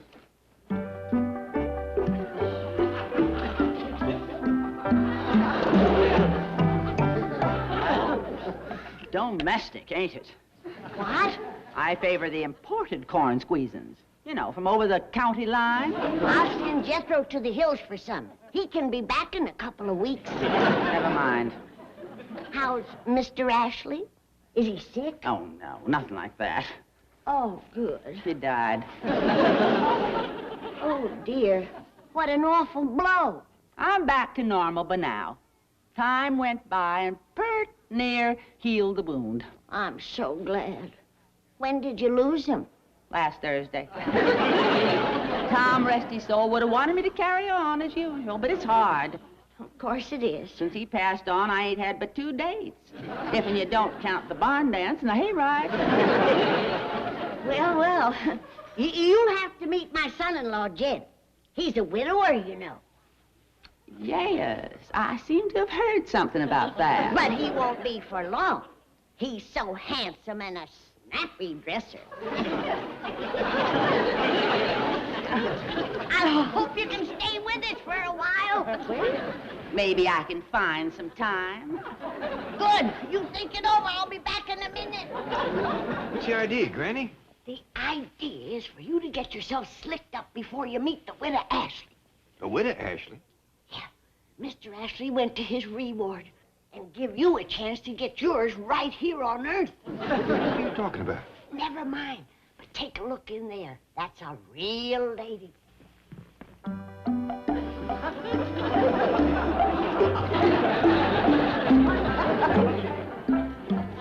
real lady? lady, she tips a jug a lot like a real man. Did you see her little finger up in the air? That's what you call manners.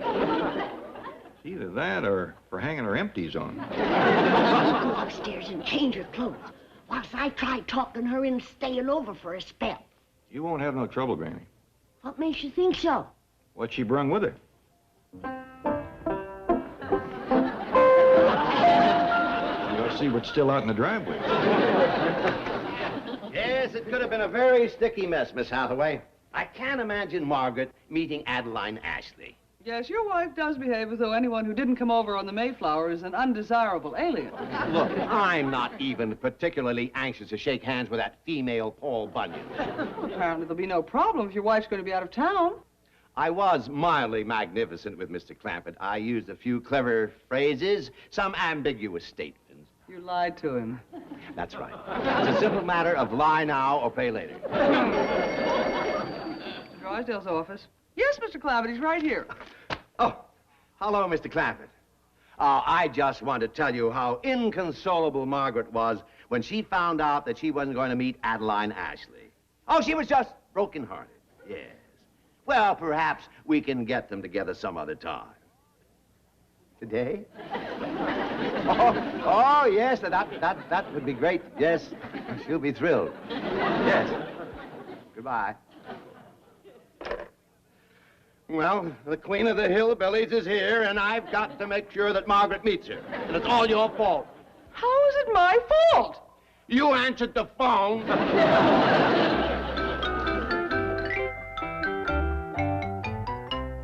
Who done this, Granny? Some goomer by the name of Gainsborough. I know all about art. This ain't too bad. How can you tell? Well, he stayed inside the lines pretty good when he filled in the numbers. If you're looking for dust on that, you won't find a lick. No, I just want to see where some of these things is from. I see most of them is from France and England. That's good, is it? Not too. All my stuff come from much further away than that. It's made in Japan. Well, here comes my tall, rich, handsome, kind, considerate widower's son-in-law, Jim. Jim, I want you to meet the beautiful, elegant, fancy-mannered, well-dressed, and very strong widow, Adeline Ashley. Hi, Miss Ashley.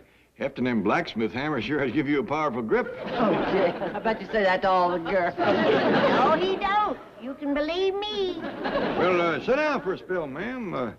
I'd like to chew the fat with you a little. When you put it that way, I can hardly resist. I'll leave you two youngsters alone so you can get better acquainted with each other.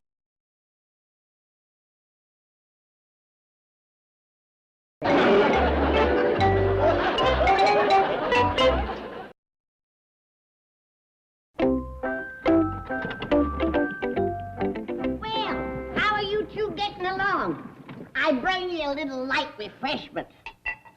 What kind of refreshment? Well, it looks like pure, clear branch water, don't it? Oop! Spilled a drop.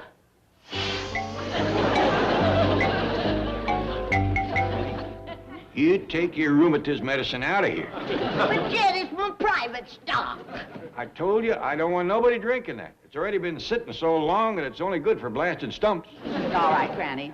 I find Jed's company is all the refreshment I need. Oh, fine.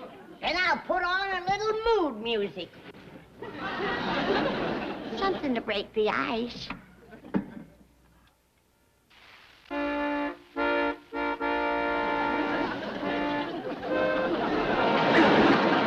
My favorite song. Yeah, it's Granny's favorite, too.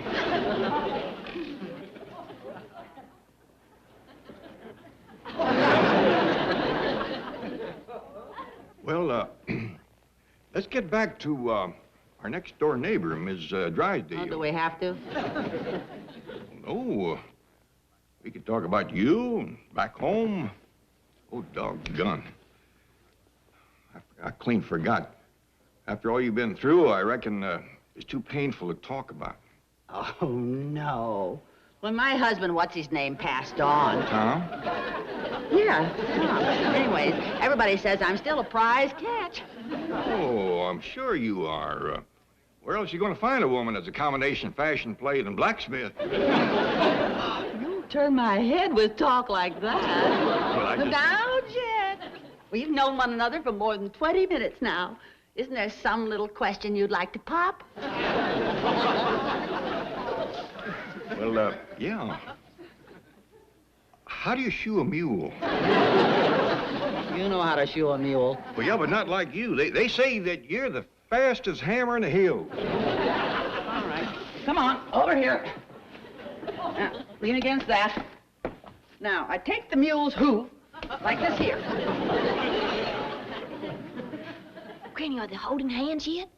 Oh, I wouldn't say that. What are they doing? I ain't sure. But if that's their idea of spooning, they need a refresher course.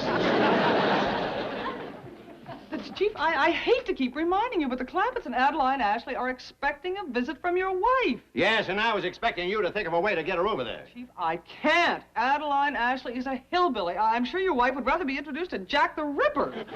But what if Margaret thought she really was the leader of society? Chief, even you couldn't tell that big a lie. I could, but she wouldn't believe it. Wait. There's one thing your wife would believe is absolute truth without a qualm or a moment's hesitation. What's that? Idle gossip. Ah, too late for that now. Not if we utilize the fastest, most efficient communications network ever known. What's that? Your wife's bridge club, I believe. President is Mrs. Travis. Yes, there she is, under B. Travis is under B? For blabbermouth. Hello, Mrs. Travis. Yes? What is it? This is the Beverly Hills News calling. We've heard a rumor that the fabulous socialite and style setter Adeline Ashley is in town, and we thought that you, as a leader of Beverly Hills society, might know her whereabouts. I know the whereabouts of everyone who's anyone, but I certainly wouldn't tell the papers. My dear friend Adeline is entitled to her privacy. There it is, Chief. We have now about a 10-minute wait. If this doesn't work, tomorrow you don't either. Millicent, keep this under your wig, but Adeline Ashley is in town. The famous socialite and style setter. You call Bobo and Ethel, and I'll call June and Priscilla. And remember, it's a secret.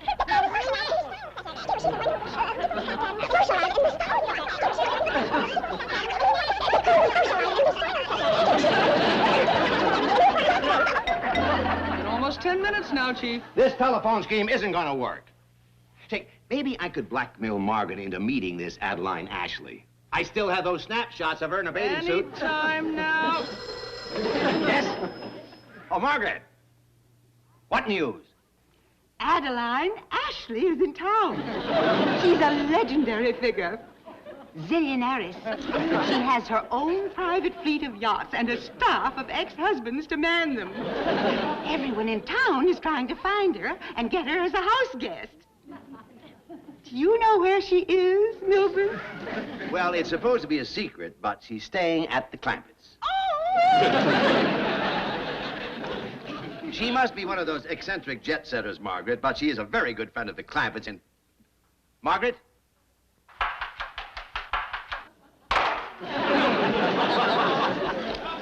Jed, don't you want to talk about something besides Granny when you're with a pretty girl like me?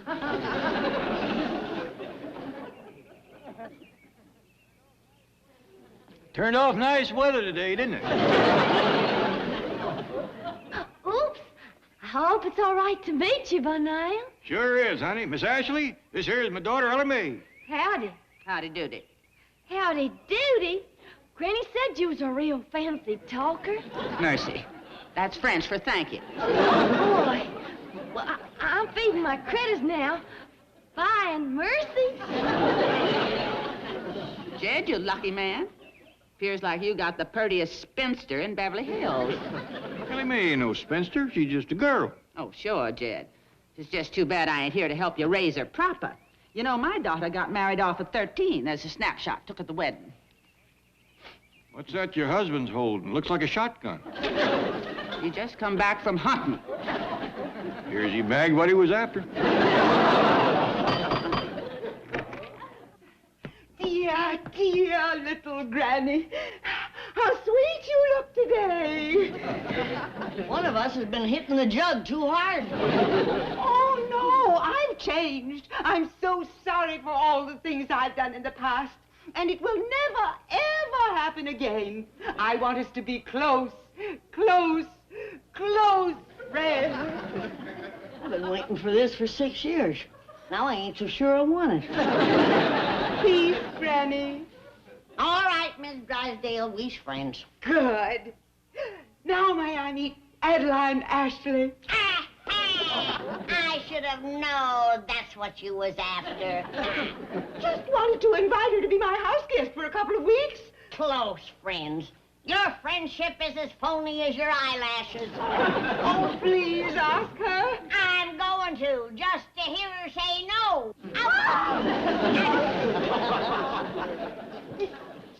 By golly, she is anxious. I believe she would have pushed a peanut over here with her nose. It ain't only Elias needs help. You could use some advice on dressing yourself.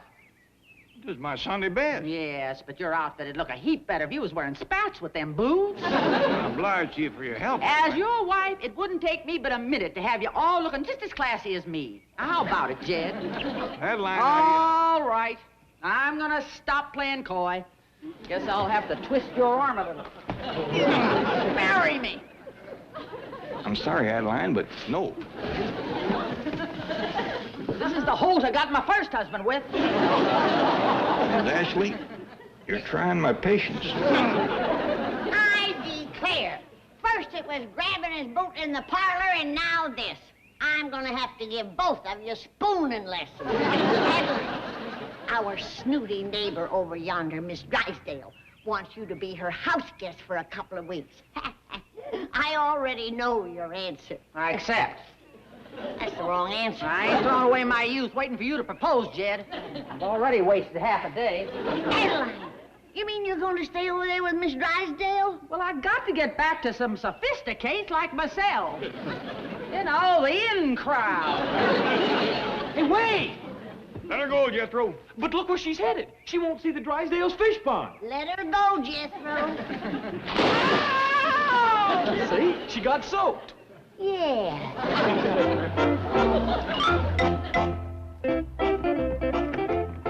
My husband gives at the office. But, Miss Drysdale, I'm Adeline Ashley. I'm going to be your house guest for the next 2 weeks. Oh, all right. I'll stay longer. Sounds like Miss Drysdale is happy to see Adeline. Well, birds of a feather, Granny. She's a peacock, and we're just a bunch of old crows. Speak for yourself.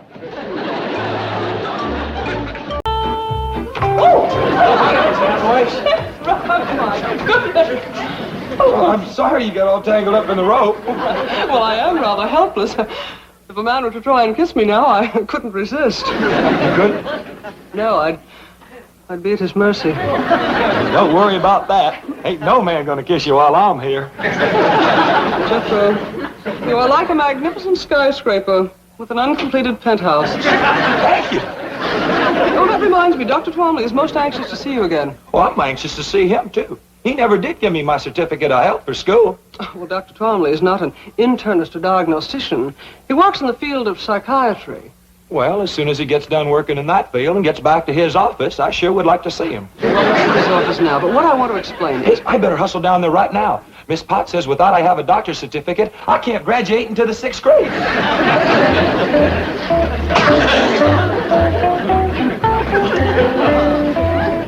Jethro? Oh, good morning, Granny. Morning, Miss Hathaway. Where's Jethro? I told him to string me a clothesline in here. I'm gonna have to take a hickory switch to that boy again. He's gone, Granny, but you don't need a clothesline. I sure do. Can't hang him outside. It's gonna rain today. But, Granny, you have an automatic clothes dryer that... Rain today. That's right.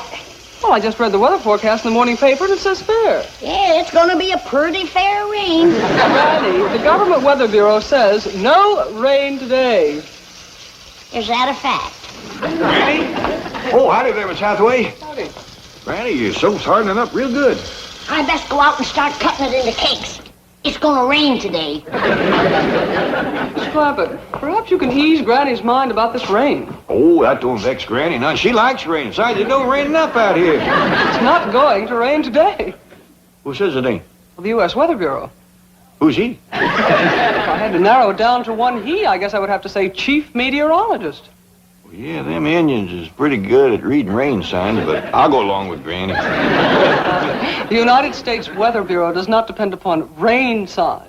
It is a vast complex of highly skilled meteorologists working with the latest scientific equipment. They send balloons tens of thousands of feet into the air to measure wind velocity, barometric pressure, moisture content, and temperature. Their radar network scans the weather all over the continent. Their weather satellites are out in space circling the globe. Now, what does Granny have to compare with this in making a weather forecast?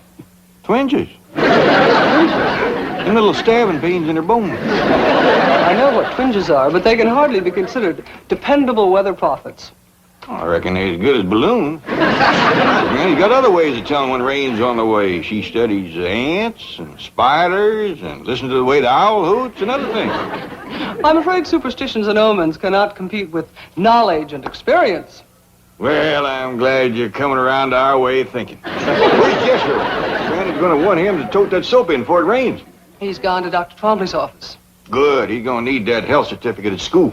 I've got to have it before I can graduate to 5th grade. You're in the 5th grade? Yes, sir. Fixing to scoot right on up into the 6th quick as you can give me my certificate of health. Jethro, a simple physical examination is no problem. I want to explore your mental capacity, your cerebral region.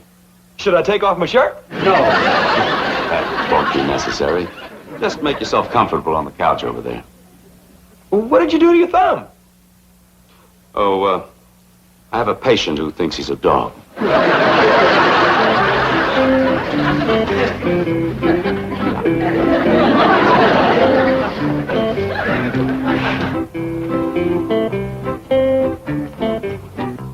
I hope this examination won't take too long. I got to get to school before it rains. Oh, you don't have to worry about that, Jethro. It isn't going to rain. Oh, yes, it is. Granny says so. When Granny says something's going to happen, it happens. Sounds like she has remarkable powers. Strongest little woman you ever did see. I meant clairvoyant powers. Would you say she's a medium? No, sir. I'd say she's a small. She's strong as a medium, and if she ever took a switch to you, you'd know it. Has she ever taken a switch to you? Oh, she sure has. Woo. And you stood for it? Last time stood for pretty near 2 days. Sounds like your grandmother is rather savage. Sometimes she's as ornery as a mud wasp in a dry gourd. Violent temper. I'll say. You're afraid of her? Oh, yes, sir. She's vicious? Well, that's a fact. Mean? Darn tootin'. Cruel? Oh, yes, sir. You hate her? Granny? Why, she's the sweetest little woman that ever lived. But you said she whips you. Well, she sure does. How often? Just as often as I need it. Jethro, you're quite a remarkable boy. Oh, is the examination over? No, just right. Now, you say you don't hate your grandmother. But how do you feel about your Uncle Jed? Is he a strict disciplinarian? Uncle Jed says that's nobody's business. What? He says it don't matter what church you go to, just so long as you go. My question wasn't about religion. Well, if you ever get one, you just ask Uncle Jed, because he can quote the good book from cover to cover. That's wonderful. So you like your Uncle Jed? Oh, yes, sir. Well, back home, I used to brag that Uncle Jed could outshoot, outlift, outhunt, outfight, and outfigure any man in them there hills. I see. Back home, you were proud of him, hmm? Oh, yes, sir. But now that you're in Beverly Hills, surrounded by well-educated, well-dressed, sophisticated, important, and successful men, you still brag about him? No, sir, I don't. Uh-huh. Why not? Uncle Jed says it's sinful to shame these puny little city fellers.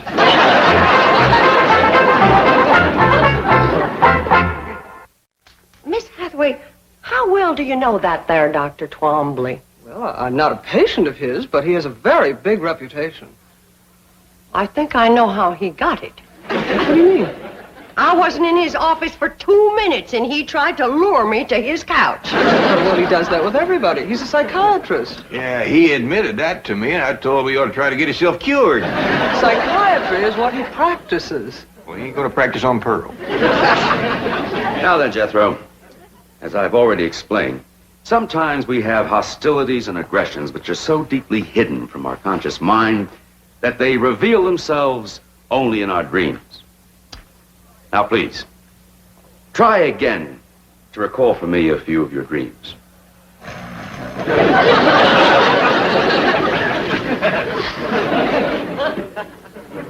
Jethro. I want you to tell me about your dreams. You keep asking me about my dreams, but you won't let me sleep long enough to have one.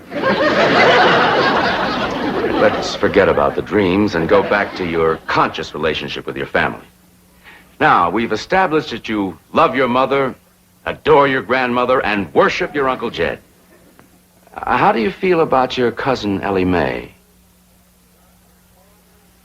Dr. Twombly, there is times when I'd like to whoop the tar out of that girl. And just when is that? When she whoops the tar out of me. What do you mean? Well, she's all the time wrestling me down, getting a toe hold or an arm lock on me. I'm that smart.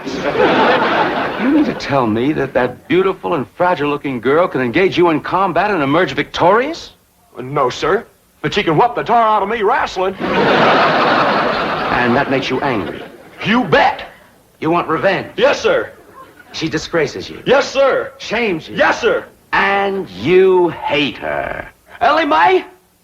Well, shucks, no. I'd cut off my right arm for her. Jethro, don't you hate anybody? Well, I'm commencing to get a mite put out with you for not giving me my certificate of health. All right, Jethro. You take this note to Dr. Wilson across the hall, and he'll give you your certificate for school. Thank you. Oh, howdy, Mr. Drysdale. Well, Jethro, hello. You going in to see Dr. Twombly? Briefly, yes. Do you hate your mother? No. Well, don't tell the doctor. Seems to disappoint him something awful. Come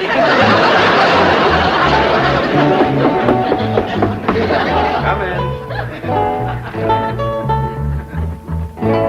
Hello, Gene. Oh, Milburn.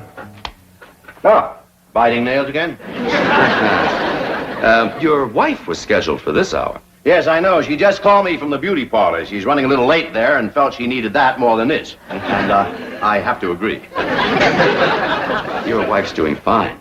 She's greatly improved. Oh, really? You know, it's hard to believe that once she was worse than she is now. Oh, I'm greatly indebted to both of you for putting me in contact with that wonderful Clampett family. Fascinating, aren't they? Remarkable. Jethro is the most uncomplicated teenager I've ever met. Well, the whole family's uncomplicated. Happy as hogs in a mud water. You are close to them. I'm proud of it. You're just the man to get me back in their good graces. Oh? What happened? Jethro's mother misunderstood my invitation to the couch. I'm persona non grata. You just come with me. I can fix that. Wonderful. I'm especially anxious to question Granny. That little woman is a walking encyclopedia of mountain medicine, superstition, and phenomena. She absolutely fascinates me. Maybe I ought to ride into town with them and stop off at Dr. Twombly's office. See what's happened with Jethro. Pearl, don't throw yourself at that goomer doctor. Oh, he ain't no goomer doctor. Well, he ain't a regular doctor. I asked him. I says, how do you cure warts? And he commences giving me a lot of talk about a electric needle. Right quick, I says, how are you going to thread it? With baling wire? He had no answer for that one. Maybe he ain't just the best doctor that ever come along, but I kind of like him. Well, I still say don't throw yourself at him, Pearl. If you want to see him, I'll conjure him over here. How? My love charm. I got him all wonked up. All it needs is a little starting powder and you to say the magic words. Granny, I don't hold with conjures and love charms. Pearl, with your boy in a Beverly Hills school, why do you want to stay so ignorant? We don't use this kind of stuff in Beverly Hills. That's why it's so powerful out here. They don't know how to fight it. Open the pouch, you might. And I'll sift in a little starting powder, and then you hold it to your heart, and you say the magic words. Granny, I don't know how to do it. I'll show you. Now you watch. Darling, darling, my true love, come a-swooping like a dove. Oh, Granny! Granny! There's somebody here to see you. Granny, I couldn't wait to see you again. Great cows and gnats, I counted them for myself. Get away from me, yes, Pearl, you want, not me. Toads and buzzards, bats so mean, switch the spell to Pearl Bodine. Get away from me, you hear me? Stay away from me, you stay away from me.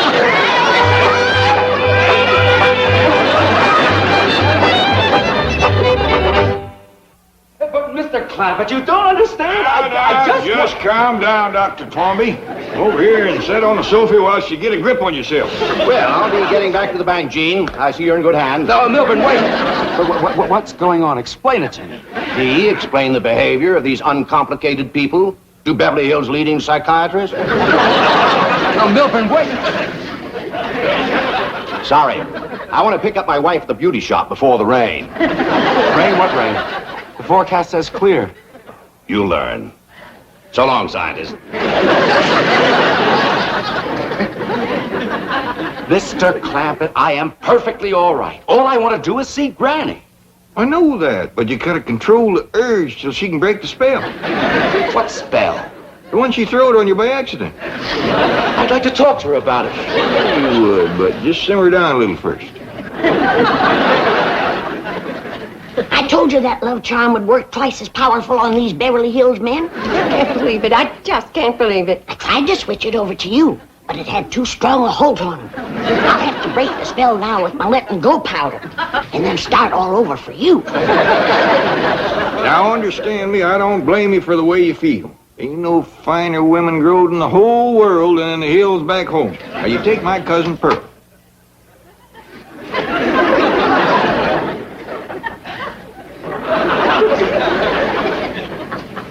Powder, powder, white as snow, make the spell of love let go. The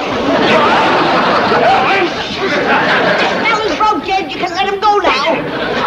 Oh, Granny, wait, what did you do to me? Come back. I want to talk to you. Granny, please. Granny, looks like the spell ain't broken. Never seen a man held so tight in the grip of love. You gotta remember, this feller's a psychiatrist to start with.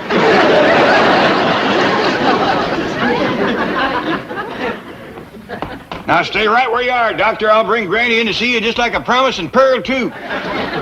Jed, how do I look? Fetching as a fat hog on market day. Let's go see how Granny's doing.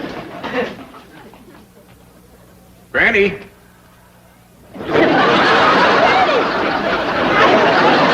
Doggy, you'd scare away vultures. I do appreciate this, Granny. Me too. Come on. I'm glad to get shit of the rascal. Why, they must be 30, 40 years difference in our ages. At least. I'm not about to get mixed up in one of them May and December courtships. Here they are. Oh, bonjour, Monsieur Doctor.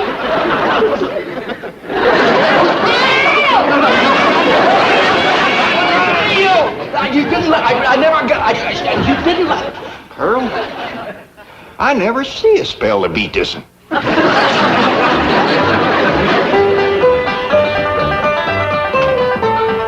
got him settled down. I think I found his weak spot, Pearl. What's that? He's mighty fond of music. Come on in, yodel for him.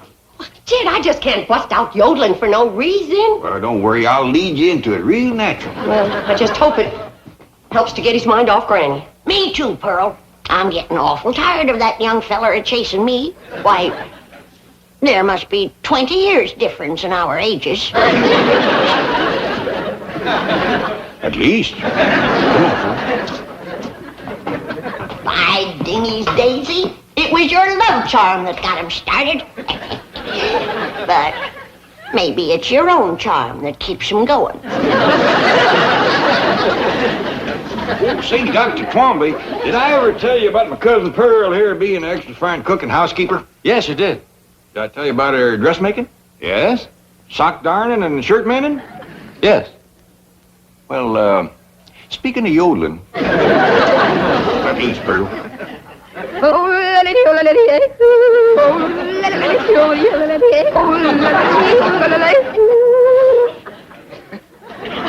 hear anything like that, Doctor? Never. You got any requests? Yes, I'd like to see Granny. Tuck away, it's gonna start to rain. But Granny, the paper says that... Stoop when I tell you.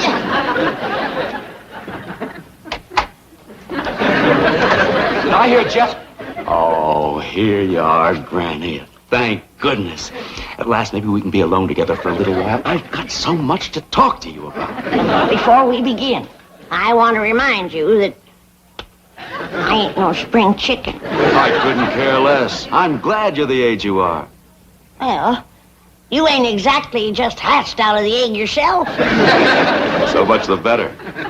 Gives us more in common. Well, as long as you got your eyes wide open, let's go into the parlor. No, wait. I've got a better idea. We'll only be interrupted in there. My car's out front. We'll go for a drive. We can talk much better that way. Is that your car out front with no top on it? Yes, I always take the top off this time of the year. Well, we can't go driving because it's going to start to rain. No, it isn't. No, I say it is. But I heard the news on the way over. The weather forecast is for clear skies. What time is it? A little before 3. It's going to start to shower any minute. No, it isn't. No, I say it is. What makes you think so? I've been reading the signs. What signs? The way the ants is banking the dirt up in front of their holes. And the owl is hooting close to the house during the day. Fascinating. Come on. You can tell me all about it while we drive around. I told you I ain't going driving in the rain. But, Granny, it isn't going to rain. You are the muliest goomer of a doctor I ever did see. Come on. Come on, Granny, help us coming. See, I knew this would happen if we stayed here. Leave him be, Jed. We's old enough to know what we's doing. Besides, he's got to get his car under cover before the rain hits. It isn't going to rain. Now, look, let me show you. Look! Did you ever see such a clear blue sky, such a... It's that black thing. That's a rain cloud. Hi, doggy, Granny, you hit it right on the nose. Oh, my God!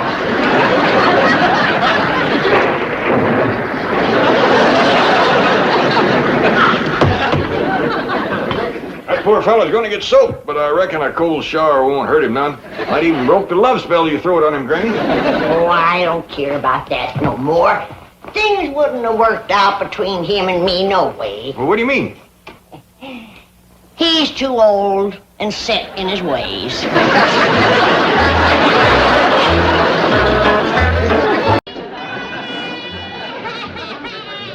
is it, Granny? What's missing? I knowed I should have kept it under lock and key.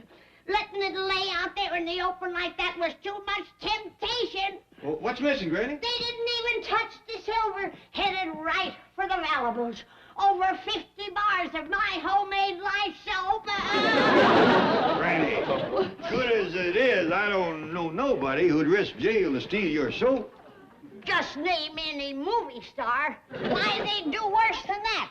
To get my skincare beauty secret? My soap? Of course. Ellie, tell your pa why my skin looks the way it does today. I suppose it's because you've been out in the sun and the wind too long. Who asked you? You did, Granny. Ellie, you seen any strangers prowling around Granny's lye soap? Or movie stars? No, but Jethro toted it all out of there. Maybe he's seen somebody. What? Jethro took it? Yes, sir. He says for his nude business, there ain't no soap can touch it. New business? With my lye soap? What's he gonna do? Skin beautifying? No, he's opening a car wash. All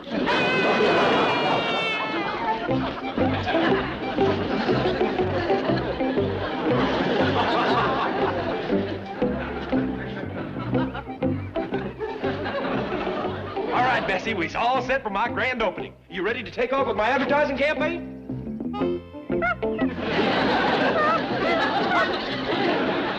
What do you mean, no? All you gotta do is float up a couple 1,000 feet and toss out these handbills. Jethro!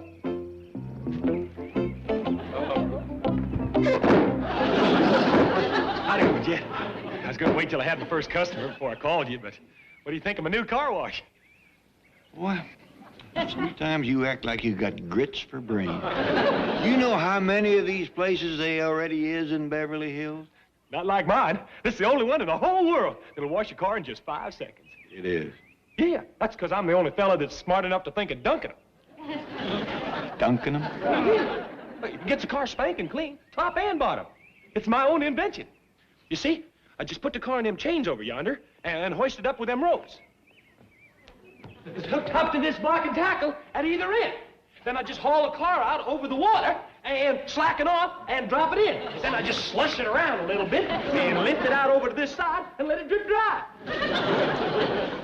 How about that? And what's more, for 10 cents extra, I clean the whole inside of the car, too. I just leave the windows open. What's the matter? I forget something? For one thing, the shingle you're gonna need for your pants when Granny finds out what happened to her soap. Oh, wait, that's the secret to this whole operation. You see, even in cold water, Granny's lye soap cuts grease just like that. Boy. Of course, it is kind of tough on car paint, too, but I don't care much about repeat business. You got 24 hours to drain this pond, pull down them ropes, and get this place back to normal. Oh, come on, Uncle Jed. I'm gonna clean up. I'm gonna set this world on fire. You're gonna clean up, all right. Everything. Or you're gonna end up with a seat of your britches on fire. Well, if it ain't the king of the car washer. Oh, yeah? If I'd have got my handbills out when I wanted to, I'd have been turning the customers away now. It's all that dad-blame Bess's fault. What do you mean it's Bess's fault? That monkey ain't nothing but a big, hairy chicken. All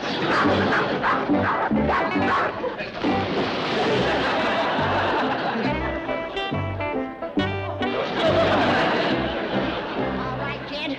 Where's that soap filter, Jethro? Now, calm down, Granny. I've already got to the bottom of the trouble. That's what I want to do. Where is he? I'll help you make some more soap, but you won't need them hickory hide heaters. It's the young'uns that need 'em, and the woodshed. Then we'd see how much mischief they could get into. Now, Granny. I think it's more like they got too much time on their hands. I might go down and see can Mr. Drysdale find something for me. You're wasting your wind.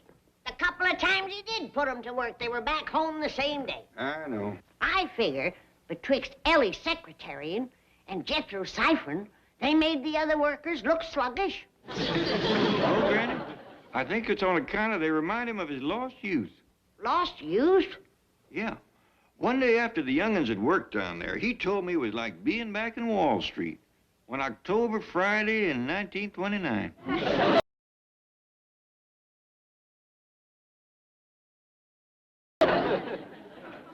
Now that you mention it, when he told me, there was tears in his eyes, too. But I wasn't thinking of bank work. I'm hoping that he'll think of something more to their liking.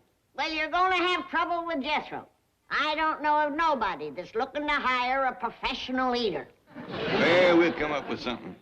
Boy's got good qualities. He's strong, he's eager.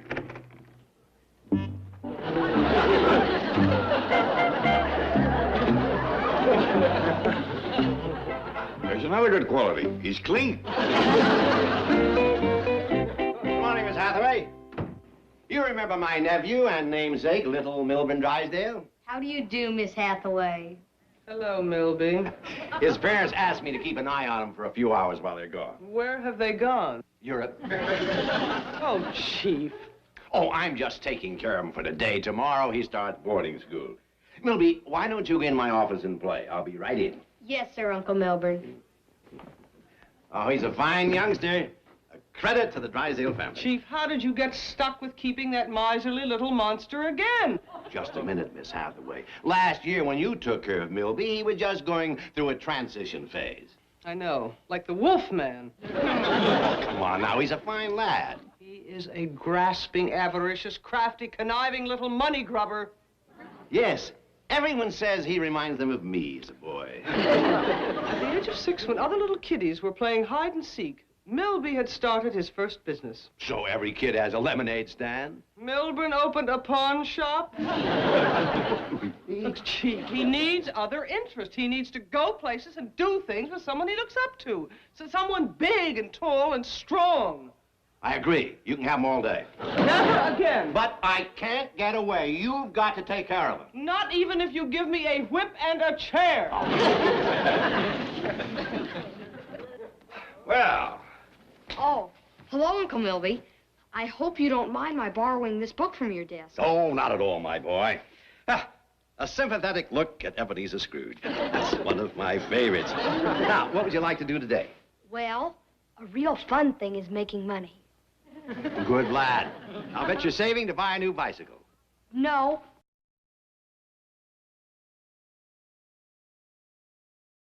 Well, how are you going to earn all that money? I could start by betting you $5 that in 30 seconds your face will turn blue. Okay? Barefoot around the vault. I'd like that too, my boy, but I'm very busy today. Mr. Clampett is here to see you. Mr. Clampet's a very important man. Milburn, please stop crying for Uncle Milburn. Mr. Clampet's my favorite depositor. He's got $70 million. Something wrong in here? How do you do, Mr. Clampett? My name is Milburn Drysdale.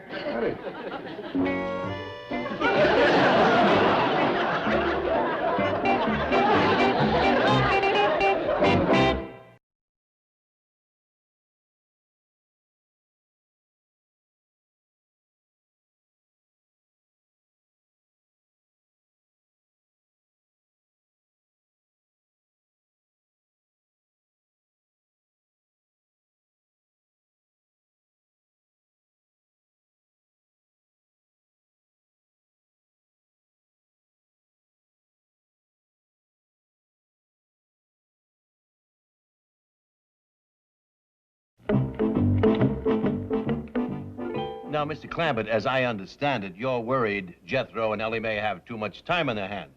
Yeah, well, you see, there just ain't enough work on the place. Even with all the chores Granny and me can think up, they still got a good hour a day with nothing to do. Water, Mr. Clampett? Oh, no thanks, son. Coffee? Tea? Milk? Thanks. He's a fine boy. He has a great career ahead of him. Yeah, he's already a pretty good waiter. Pillow for your head? Oh, no thanks.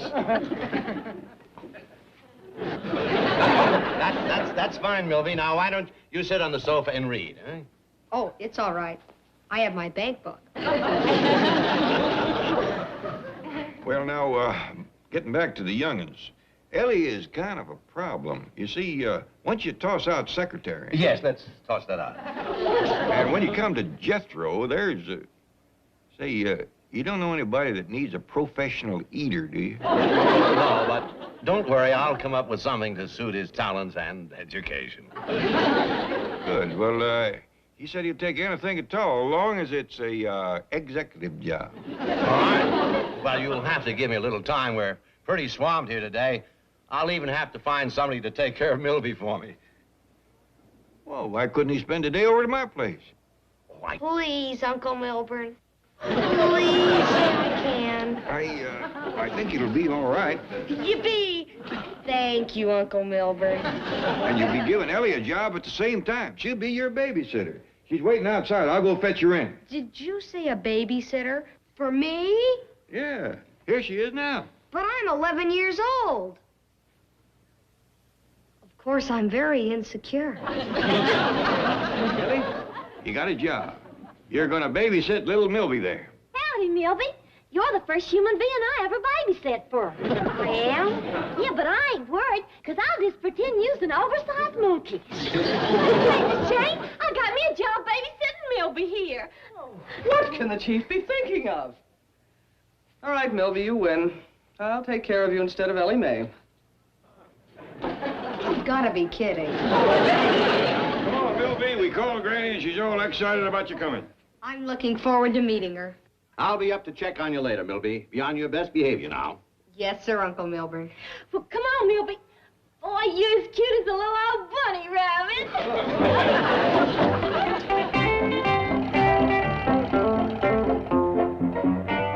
Let's go, Milby.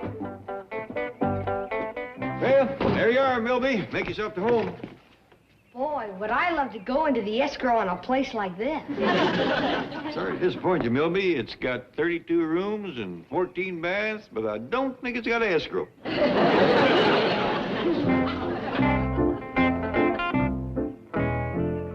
What's the matter, Jethro? I'm mad. Before I even got it going, I had to shut down my 5-second car wash. A 5-second car wash? Why, you could make a fortune. Yeah, I know. Say, for a little kid, Milby, you're pretty smart. Business is my middle name. Hey, how much schooling you had? I finished the 6th grade. Hey, I should have known.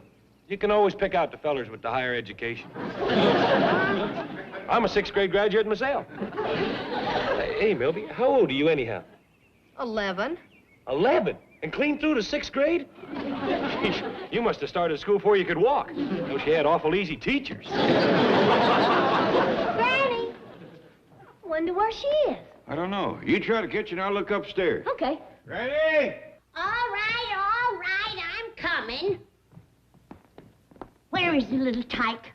Granny, what you got there? What is all this? Everything for the little young'un that Ellie Mae is babysitting with. I got blankets and bottles and diapers. I reckon I didn't make myself too clear on the phone, and, you know, the baby we brung home is 11. Well, 11-month-old baby will still need a lot of care. I can hardly wait to hold the infant in my arms again. Where is the little bundle? Well, Milby is out with Jethro.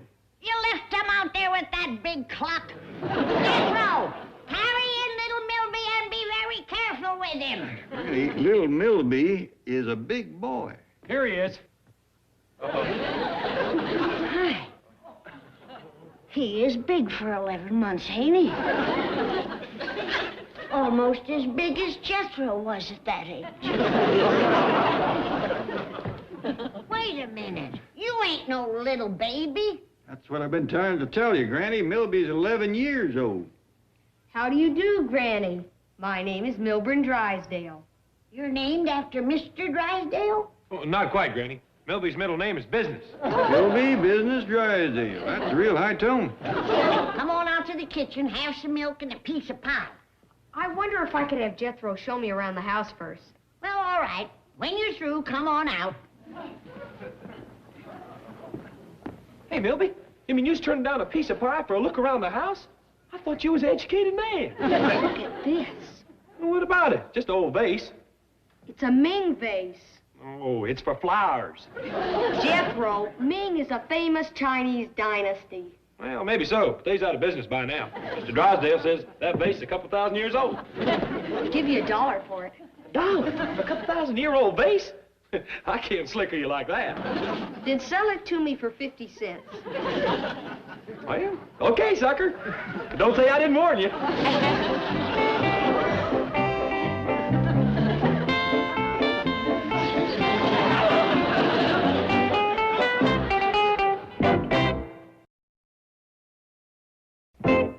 What was you heating all this milk for? Well, I was expecting little Milky to be a tiny infant. And Jethro used to drink that much for his evening bottle. Yeah, but you got to remember, even as a baby, Jethro had a mighty unusual hunger. Yeah, there ain't many 3-day-old babies that can tie into a side of bacon like he does. Especially when it was still attached to the hog. Seems like ever since, his body and his appetite have been trying to see which could get the biggest. Yeah, too bad his brains didn't enter the race. I believe it's Gainsborough. I don't know his name, but You sure dresses funny. I'd like to buy it, too. Gee, Milby, you already bought an awful lot of stuff. I told you, I'll give you a check when we get everything totaled up.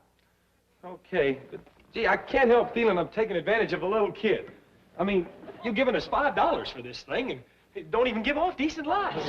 I'm buying it for a friend. He likes old junk and doesn't care what he spends. Okay, then watch out, because I'm really taking you to the cleaners. Swell. I'll give you $5 for the Gainsboro. 10. $7.50. Sold. Hot dog. Is my Uncle Jed gonna be proud of me? Here, sign the receipt. I can't wait to tell him. Why don't you wait until you can show him the check? Okay. When he sees what a business genius I am, he'll let me run a 5-second car wash for sure. Yeah, I want to see that.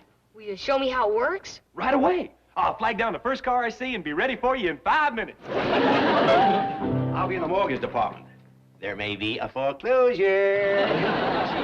I hate to interrupt your fun, but don't you think you should pick up Milby at the Clampetts? Why? He's probably having the time of his life. I don't doubt it, being just one bootlick away from $70 million. I'll pick him up this evening. Now lay off.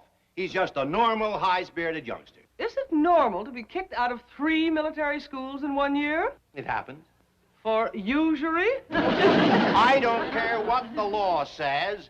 80% interest on a loan is not unreasonable. I give up. Apparently, Milby is more important to you than the Clampett account. Miss Hathaway, when it comes to that boy, my nephew, my namesake, my blood, I don't care whose face he turns blue. I don't care who he swindles, who he cleans out. No, not even my biggest depositor. You hear what I just said? I heard it, but I don't believe him. Yes, be out of my mind. Come on, we better get up to the Clampetts.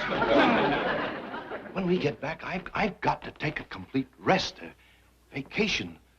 Somewhere completely away from finance, banking, money.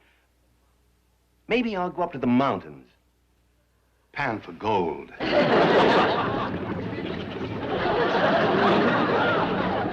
That's your truck down there? Yeah. Them bubbles is on account of the engine still running. What happened? Well, I couldn't get no cars to turn in the driveway, so I used the truck. Got it out yonder, and the ropes broke. And this was your 5-second car wash? Yeah. There is a few kinks in it yet. Doggone. The engine just died.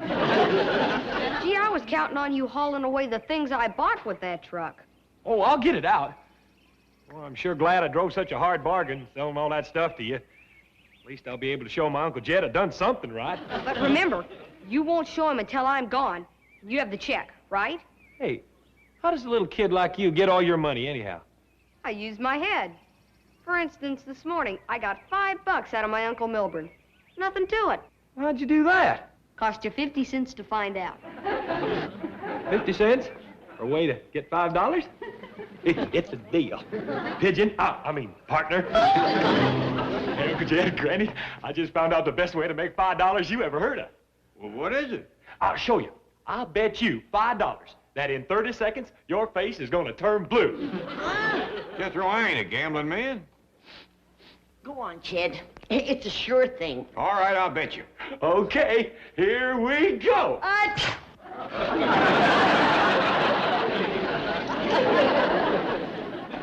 All over my kitchen.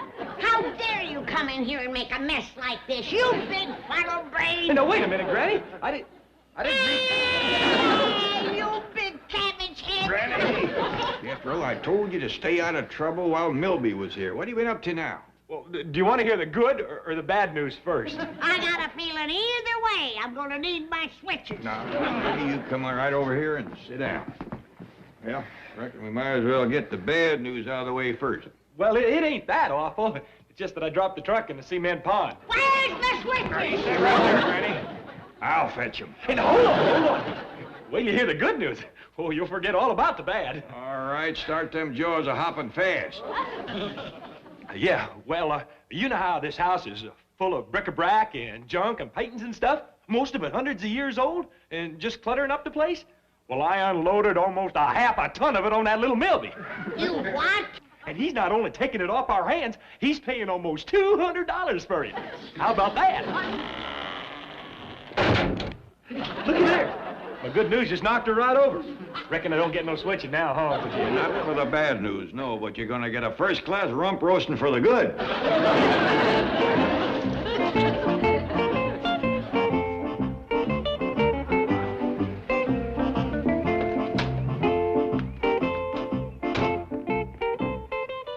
Hi, Uncle Milburn. Miss Hathaway, I'm glad you're here. What's going on here? What is this? I bought it for us. Every piece of fabulous antique. All I need is your check to pay for it. Partner? What are you talking about?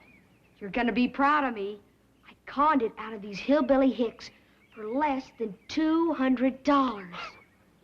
It's worth 1,000 times that. I know. We'll sell it and make a fortune. Yes. Yes, we'll get rich. Drysdale and Drysdale. Antiques. What? Oh, yes, of course. To get Mr. Clammett. Now, we'll see if you really bought this stuff. I've got signed receipts from Simple Simon. You know Jethro? What, you little monster, you probably cost my biggest account. Now, don't get excited, Uncle Milburn. How much do you want to forget the whole thing? This is something you've been needing all your life, and you're not buying your way out of it. It's gonna hurt you more than it does me. Don't count on it. He sure cleaned out the place, didn't he? I'm just glad we arrived before Milby resold everything. If the little fellow wanted it that bad, he should have asked. We'd probably give him most of the stuff. It's Jethro's fault taking advantage of a sweet little fellow like that. By the way, where's Jethro? He's out back trying to get the truck out of the cement pond. What's going on? Just disciplining my nephew, Mr. Clammett. I'll be right back and make amends for all this. Get in, Miss Hathaway. You must have spanked him good. We could hear him yelling clean inside. That's not what he was yelling about. He's used to spankings. I got him where it really hurts. What you mean? I took his money belt.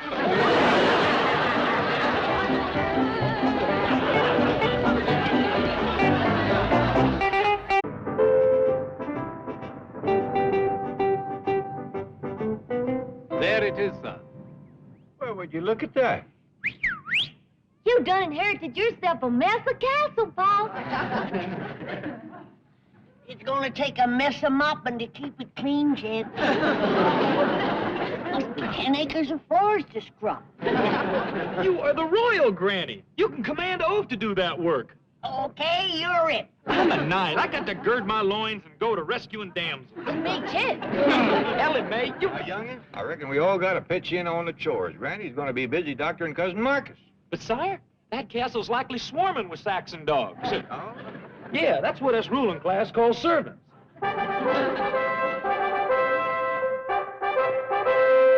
Jenkins, the gatekeeper has just rung through to say that our American family is approaching.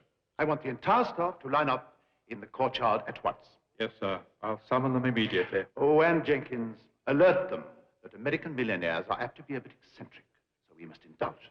Yes, Mr. Faversham. Remind the staff that we are doing this for Queen, for country, and for 6 months' back wages. Certainly, Mr. Faversham.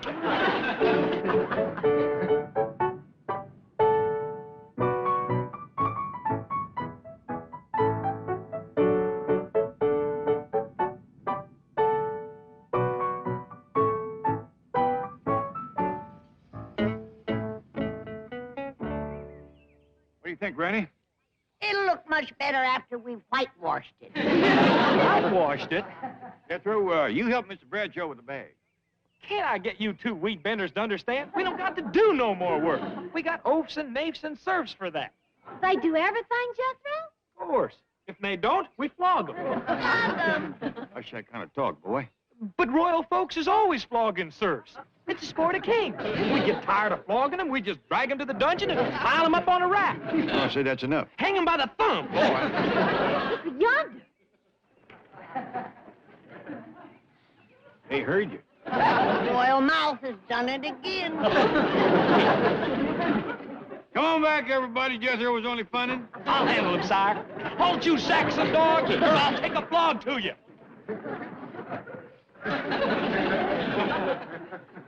See how they come to heel when a royal talk 'em? All right, let's see what we got here. How many is oafs? All oafs take one step forward. How about serfs? Any serfs in the crowd? Knaves? Churls? Louts? Is anybody here a swineherd? Having trouble, boy? Yeah, they won't talk. Be snickering a good bit. I reckon I better send for the raw flogger. I beg your pardon, sir. How long since this dog's been flogged? They've never been flogged. See, I told you. Spare the flog and spoil the oath. I take it you are Mr. Clampett. Yes, sir. Jed Clampett. This here is Jethro, and women folks here is Granny and Ellie Mae. Hey, Ellie, Granny, come on over and meet the royal flogger. I am Major Domo of the castle. Oh, pleased to meet you, Mr. Domo. Or would you rather I called you Major? No, sir, you don't quite understand. Domo is short for domicile. Oh, Granny, Ellie Mae, shake hands with Mr. Domicile. Faversham. Faversham to you two. Same here, Mr. Domicile. He shortened it to Domo. I reckon we ought to call him Major.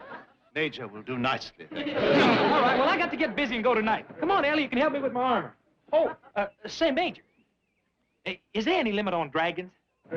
You are at liberty to slay as many as you can find. Dog, we's gonna have dragon joust tonight.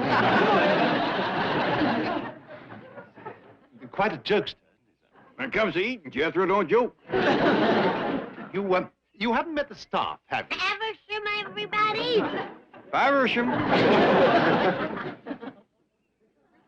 Nice-looking folks. Yes, well, at the present moment, sir, they're only at about half strength. Oh, well, let's not keep standing on their feet. Go to the castle, sit down, everybody. I'll tonic you later. Granny will have them up to snuff in no time. She's a fine doctor. Oh, Jed, I almost forgot. I'm here as a doctor, your cousin. Oh, kind of slipped my mind, too. I'll fetch your bag. How is Cousin Marcus? Are you by any chance referring to the late Marcus? Yeah, but I think you folks ought to stop calling him that. He can't help it if he's late. Poor man, laying up there sick and no doctor. But I'll cure him. Afraid you're too late. What you mean? He was taken by general peritonitis last month. Oh. Well, I'll tell Jed. Then it's all right if I leave for London, sir. Sure, sure. I'm glad to hear Mr. Drysdale coming in. Here's your bag. Jed, I'm too late to help your Cousin Marcus. What you mean? They brung in an army doctor, General Peritonitis. Probably a friend of the Major. Well, I'm going to look in on him anyway. I don't trust them army doctors. They're too fast with the saw.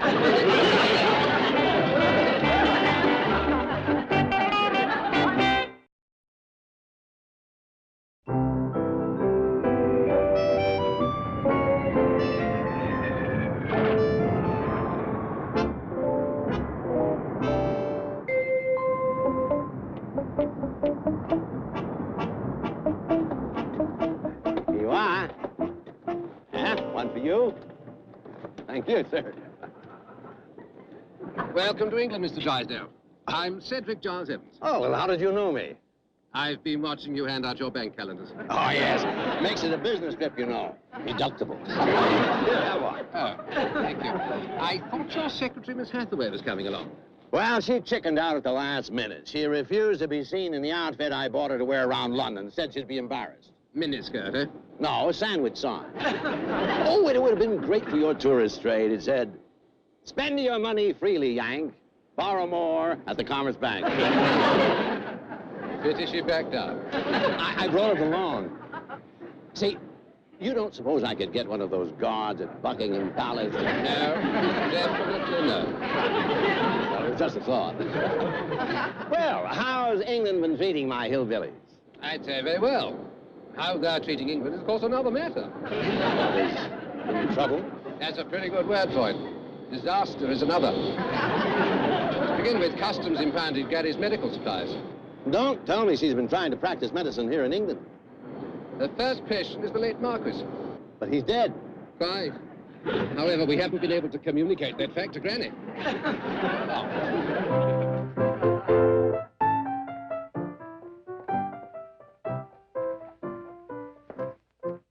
Now, see here, Teddy. I know you miss the old master, but if Mr. Faversham finds you on this bed, he'll be in a snit. Well, the new owner's here. Hello? Anybody up here? Oh, dear.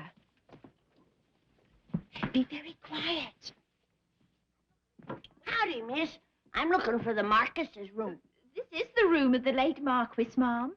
Oh, I do wish you folks would stop bad-mouthing him. That army sawbones around. I don't understand, Mom. Well, never mind. You run along. I just want to take a look. But, Mom, I should warn you, the old dog... Now, I can take care of him. I've done run into two of your biggest sexagenarians. You scat, leave him to me. Well, the old rascal can't be too sick if he's got her skittish.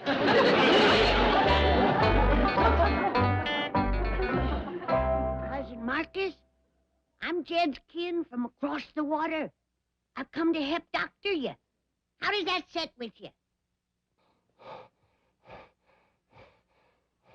Now, none of that. You got to think of me as a doctor, not as a beautiful woman. All right. I ain't gonna open the drapes. It'll just give you high blood. But from your breathing, I best check your pulse.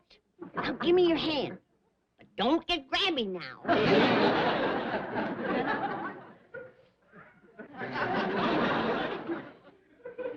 Well, at least they're keeping you warm. Feels like a fur nightshirt. But your arms are kind of thin.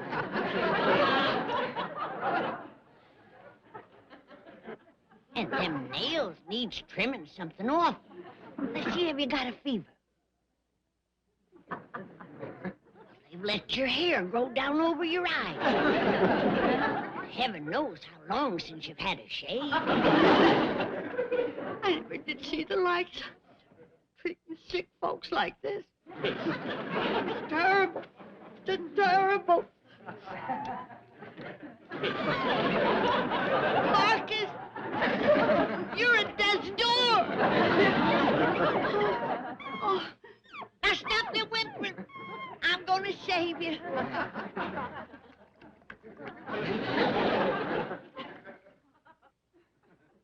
Poor devil is so grateful. He licked my hand. He's killing you, cousin!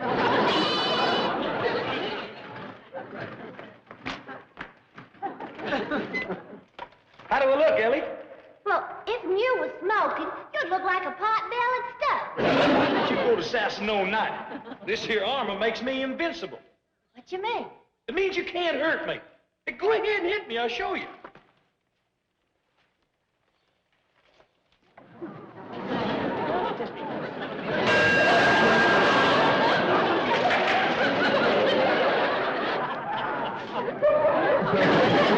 Oh, man. That sure sets a feller's ears to ringing. I'm gonna get you for that. Did I hear the dinner going? Heck no. Ellie done hit me in the head with an axe. You should have waited till the boy had his iron hat on. Well, he did have it on. Said it made him invincible. Man, I sure hope they got some dragon dogs around this castle. The way my ears is ringing, I'll never hear that rascal coming. Oh, can I go dragon hunting with Jethro? Yeah, let her come. I'll use her for bait. You won't? I will, too. Well, I will, too. No, I got other plans for Ellie. According to Mr. Drysdale, there is English gentleman coming to call. That ain't the way it's done around the castle. She got to be a damsel in distress before they come. What you mean? She gets up on the tower in her damsel dress and commences bellowing, "Help, save me." Then all the knights that's out questing comes galloping up to rescue her. Well, she picks the one she likes, and they get trothed and live happy ever after. As the dumb old damsel clouts them in the head with an axe. You put on your damsel dress and practice bellowing. Yes, sir, pal.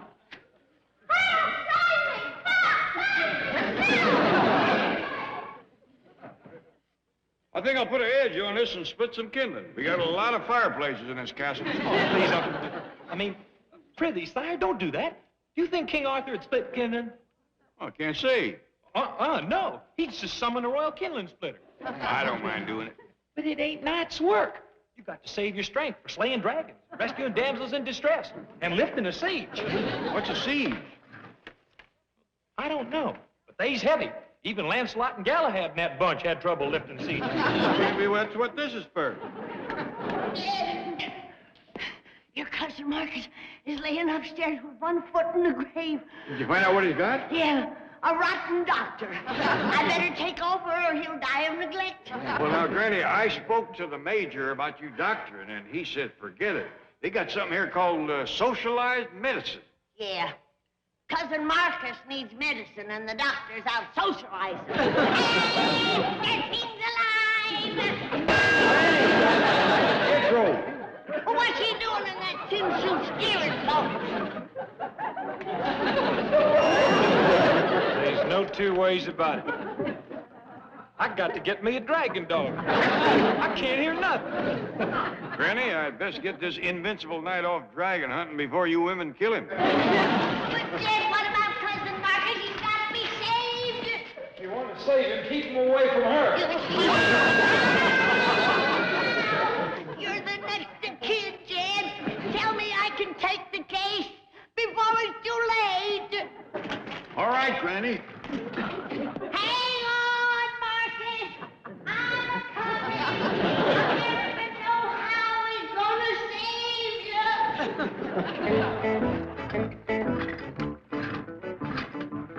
There you go, boy. I'll hold you full while you mount up.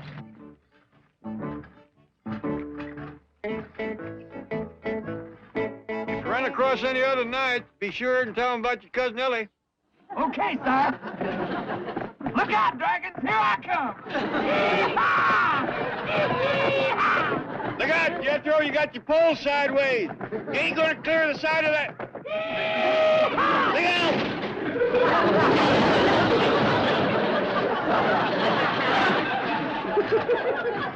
I told you I needed a dog. I didn't even see that dragon.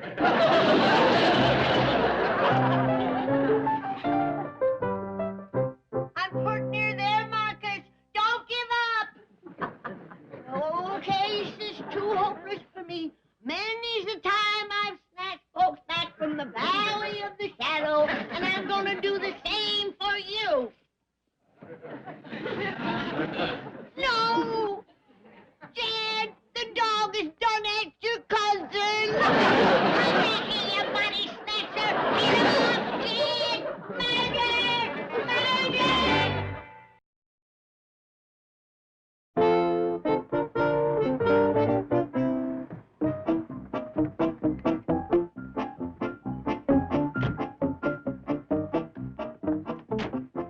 Just wait till I get my sandwich, sorry.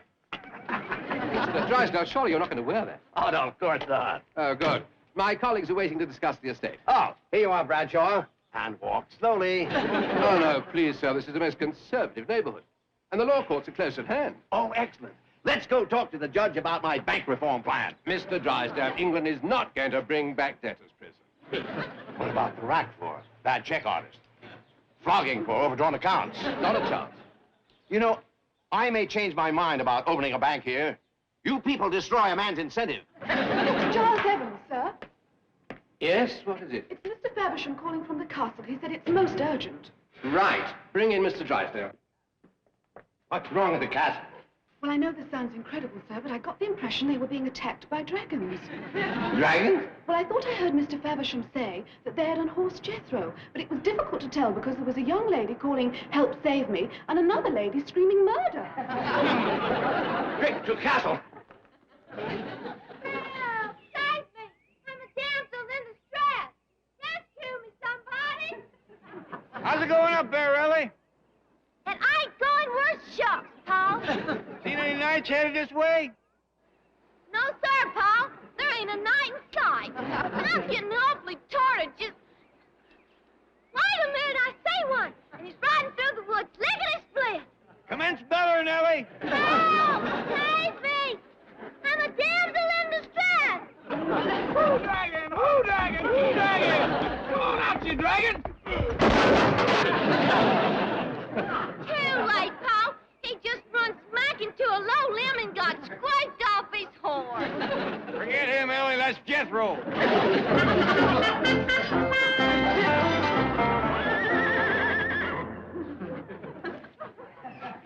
Come on now, don't laugh. I ain't never been dragon hunting before. How was I to know them sneaky rascals sits up in trees laying for you? From now on, we sticking to the roads and pastures. Is he all right, Ellie? Yeah, Pa. He's getting back on his horse. Well, rest your voice a spell and then go to bellering again.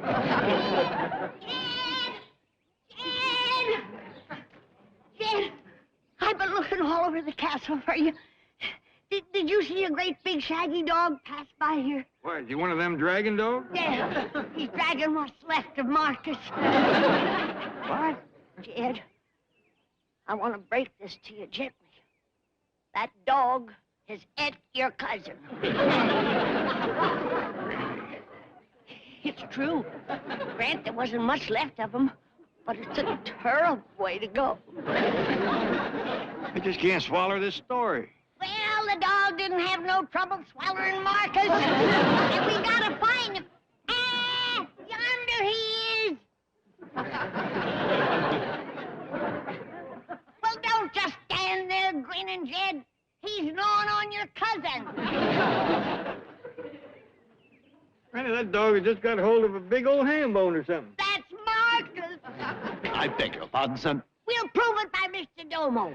Faversham, madam. Never mind the greetings. What's that dog gnawing on? I believe it's a leg bone of the old boar, madam. Oh, boar, that ain't no way to speak of the dead. It's becoming quite a nuisance, rooting about amongst the garbage. Garbage! No wonder the poor old fellow was sick. Ain't you even gonna bury his bones? Dare say the dog will do that. I ain't gonna listen to no such talk. Give me my kinfolk, you four-legged buzzard. Don't mind Granny, she gets wrought up real easy. Yes. Oh, I thought I ought to tell you, sir. Mr. Drysdale is on his way to the castle. Oh, good, good. He can take Littles with us. Help Jethro fetches home a nice plump dragon. Come on, dragon. Come on, boy. Look out, you crazy horse. I said stick to the road.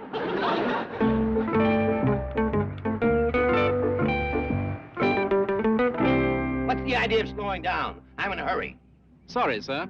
There's a knight on the road ahead of us. What kind of a country is this? You won't bring back a wonderful institution like debtor's prison, and you let some loony Lancelot ride around.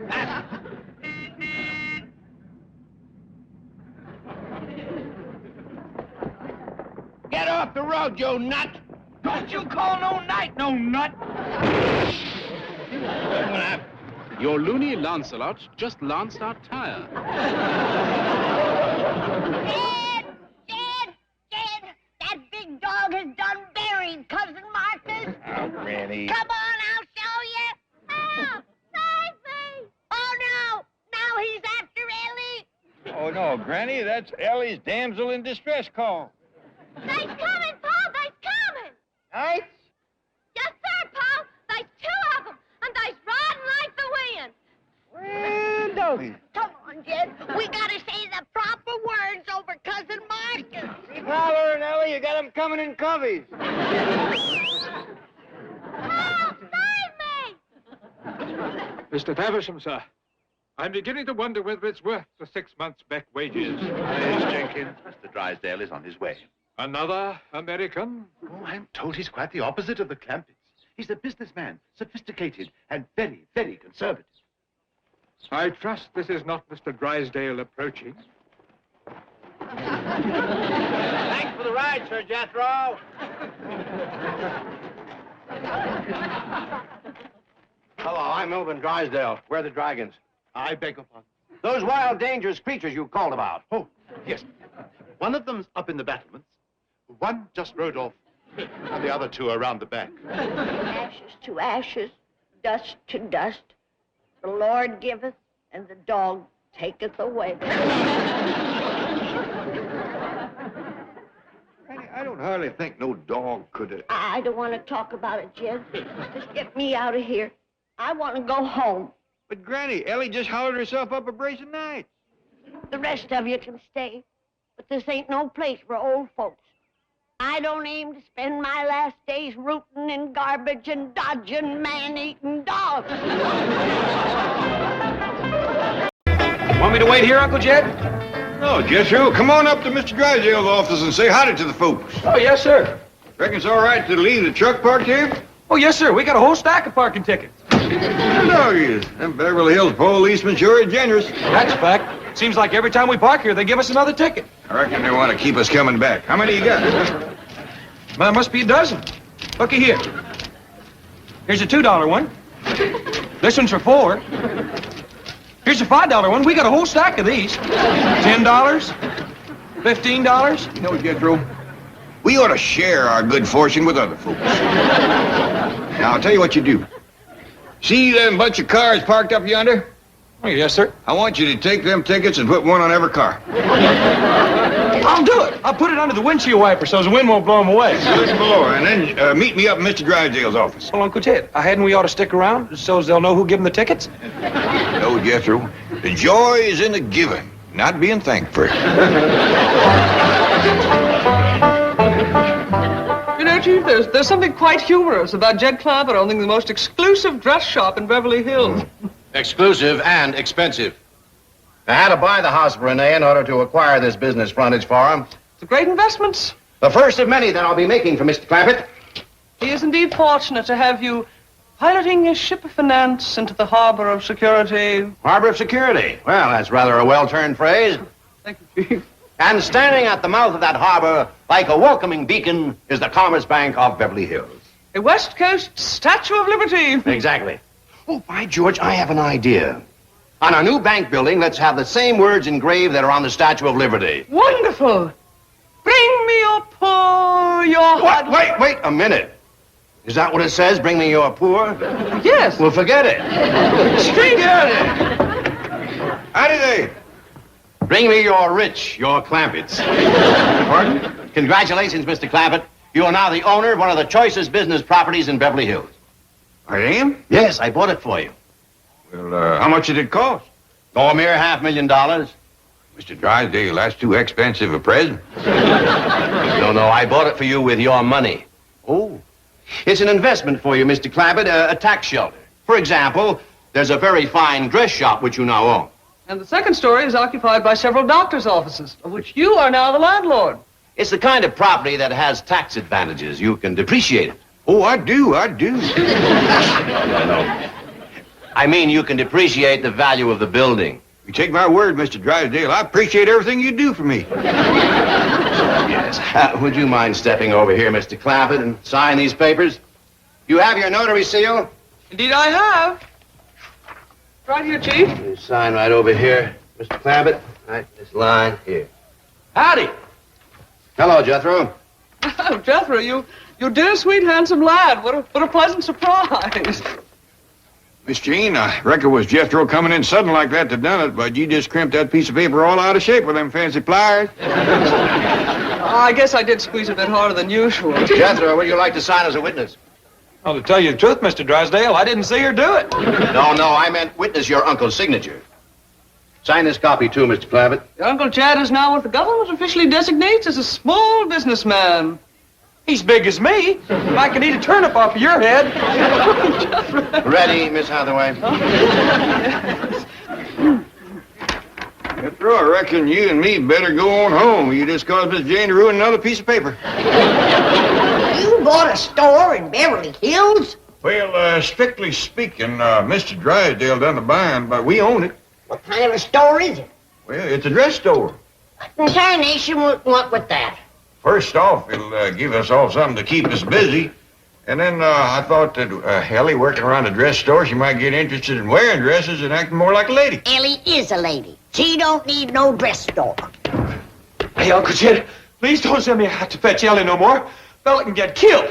What happened? Well, Ellie and her ape and her bobcat were sitting up in the top of this elm tree. So I climbed up to tell her to put on some shoes that we was going to town. Well, I got thrown 20 feet to the ground, jumped on, scratched, choked, pounded, and pretty near done in all together. Well, an ape and a bobcat are pretty good fighters. Yeah, well, that's why I was so mad. They just sit there in the elm tree and watched her whoop me. Whoa! What do you think, Granny? Well, I think we better get her washed up and down to the dress store.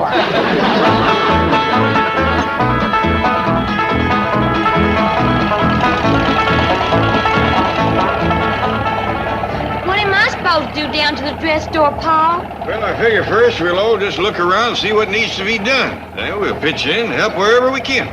When Ma done her dressmaking, I used to oil the sewing machine. So did Petalisi. Well, you offered to do that, Jethro. Ellie Mae can shake out flour sacks and feed sacks and undo the seams so I can wash and iron it and make yard goods. Well, now, Granny, this being a fancy Beverly Hills dress store, they probably got ready-made yard goods. It's hard to beat good, stout feed sacks for house dresses if they ain't got too much filler in them. This don't sound like much fun to me. Jethro, pull over to the curb. I'm gonna jump out and go back home. Now, young lady, you sit right where you are. Where you ain't gonna feel much like sitting. Jethro, you drive on down to our dress store. Yes, sir, Uncle Jed.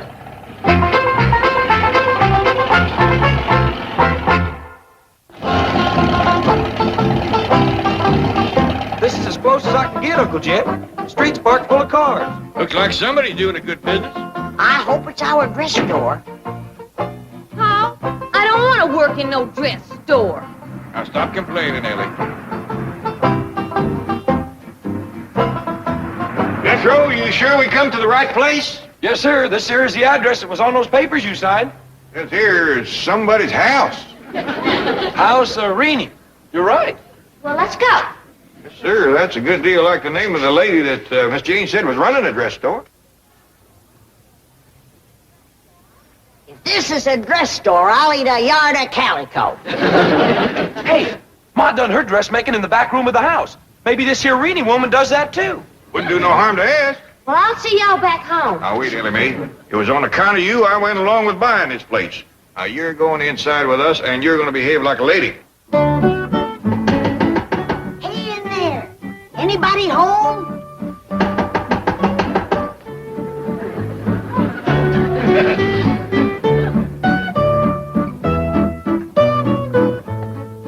Howdy there. Is this here Renee's dress store? This is the house of Renee. That's the name. Are you her, Rennie? No, indeed. Madame Renee is in the fitting room in the rear. I was right, just like Ma used to do her dressmaking. Boy, this sure is a pretty parlor.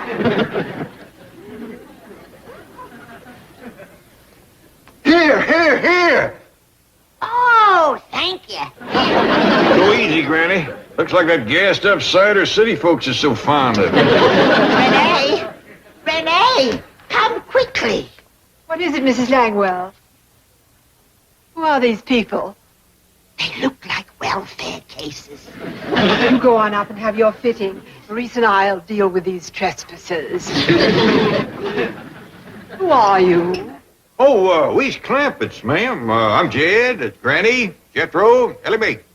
Maurice, show these people the door. Oh, no need to put him to that trouble, ma'am. We seen it when we come in. I don't blame you for being proud of it. It's pretty. The whole place is pretty, Rennie. But you ought to dump this cider. It's done turned on you. Well, what do you want? Why are you here? Oh, pitch in and help any way we can. Yeah, shake out feed sacks, undo the seams, and Wash and iron and stitch them together. Oil the sewing machines and sweep up thread and stuff. I can do most any kind of carpentry work and heavy toting. Oh, I see you're looking for employment. Oh, well, I'm sorry, but I have no work of an unskilled nature. If you'll excuse me just a moment. Do you wish me to telephone the police? Oh, no, above all, we must avoid a scene or any kind of notoriety. Just give them some coins and send them away. I'm afraid we have no silver, madame. Oh, dear. Don't they make some rather small paper money for such emergencies? As small as $1. Really? Do we have any? I hardly think so. Oh, I'm afraid they might become unpleasant if we send them away with nothing. I have it. The coffee machine in the back. That may have some coins in it. Go and see. Will you be safe? Oh, yes, they're obviously gentle people. Just poor. Maurice is going to see if he can find some money. We hardly ever have any cash. Young'uns, you wait out front. I'm sorry business has been so bad, man. Well, no wonder. There ain't as much as a yard of goods or a spool of thread or a card of buttons for folks to buy. Well, now, Granny, it takes money to lay in a stock, and she just told us she didn't have none. Don't you worry, honey. Good times are on their way. Jed here just bought the whole building. Yes, that's wonderful. Oh, shucks, it wasn't nothing. He's got 40 million. Yes, of course. Well, now, if there's anything you need, I hope you speak up. Oh, I shall. Madame Renee, I'm afraid this is all we were able to scrape together. 7 dimes and 2 nickels. I'm embarrassed to say this is all we have, but I want you to take it and buy some food. How much is it, Jed? Only 80 cents. Well, now, don't you be embarrassed, ma'am. You can buy a lot of food for that. Anything special you'd like us to get? Well, something filling, I suppose. We'll do it. Now, you keep your chin up. Come on, Granny. Is your girl? One of my girls, a model. Your favorite, huh? Yes, as a matter of fact, she is. What'd you have to eat today, honey? Oh, a glass of tomato juice and some watercress. But don't tell Madame Renee. I'm not supposed to eat so much.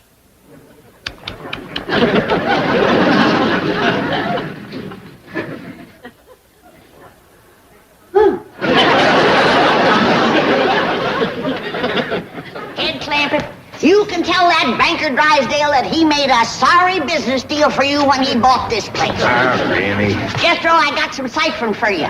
If a place takes in 80 cents a week, how long does it take to take in $500,000? I'll get a piece of chalk and go to ciphering on the sidewalk. Never mind, Jethro. Granny, we gotta look on this as a chance to help people. Now look at Ellie Mae here, just busting with health. Think of that poor, scrawny little girl in there, all skin and bone. You're right, Jed. And she's her favorite. I hate to think what the other girls look like. Well, let's go out and get them a truckload of victuals. With 80 cents. We can afford to throw in some of our own. All the blessings have been showered on us. Oh, I forgot to tell you, Uncle Jed. Found a $20 parking ticket on our truck. See what I mean, Granny? Our cup is running over. Jethro, we'll slip it in with the victuals for Miss Renee. Come on, let's go.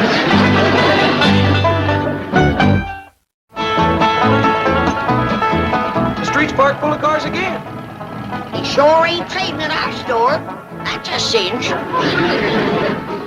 Everybody grab some. We got a lot to tote in. Tommy, dear, I'm afraid you're putting on weight. You better cut down on those seconds of watercress. Yes, madame. Ed, she ain't never gonna believe we got all this for 80 cents. Well, we'll tell her we run into a special sale.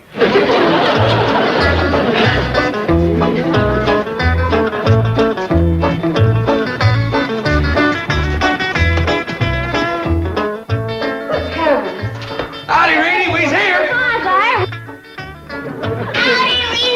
Oh, you're back. You didn't think we was going to run off with your 80 cents? done some shopping with it. Run into a humdinger of a sale. I told you good times was on the way. Come on, young'uns, let's stow these victuals out back whilst Granny shows her the dry goods. No, wait, stop.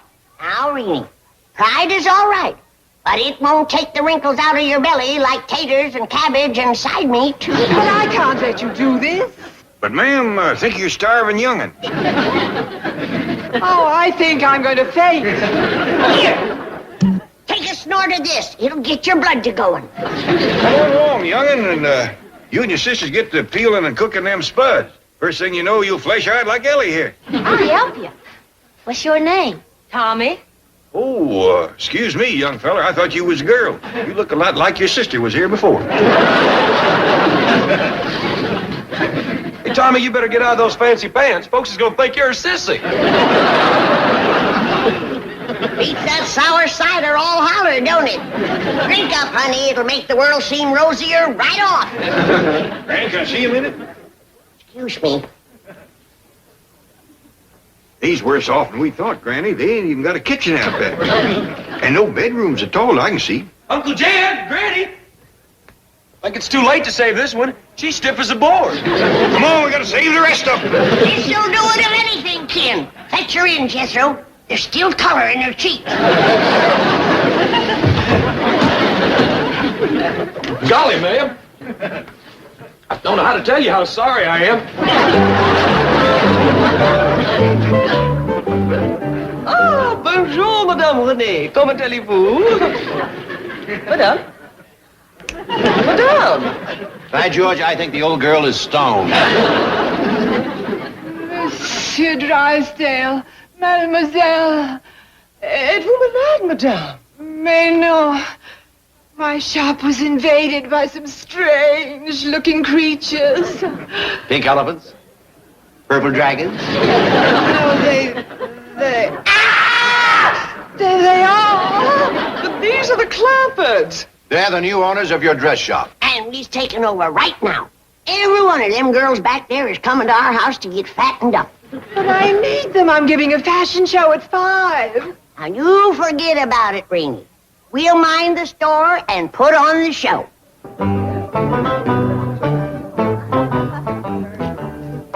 Mr. Clappett, may I have another snort? Sip of that delicious vintage? Yes, ma'am. I'd go kind of easy, though. That stuff has got quite a jolt to it. Is it Mom's? No, ma'am. Granny. Quiet, everybody. Now, quieting down.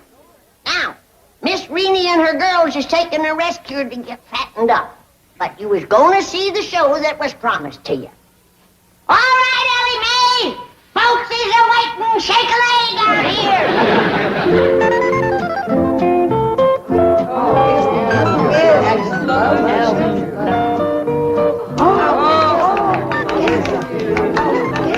By George, he makes a beautiful model.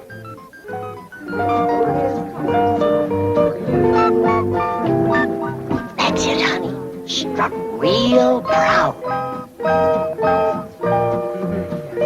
I taught her that walk and gave her those turns. The turns might be yours, but those curves are her own.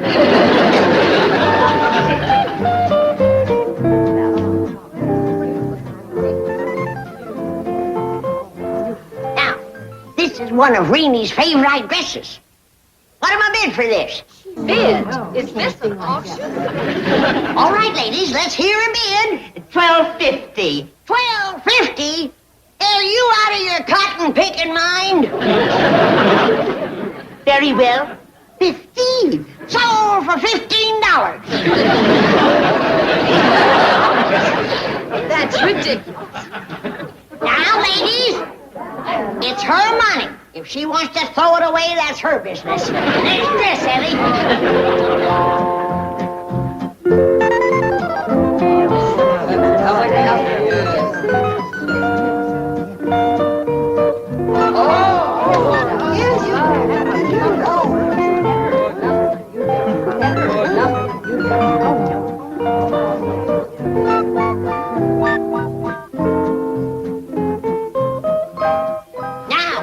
Looks like it was made out of a right nice piece of store-bought yard goods. What am I bid for this?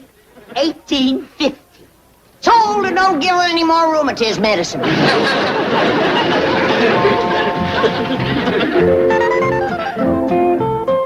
All right, let's start the bidding on this dress. Do I hear $3?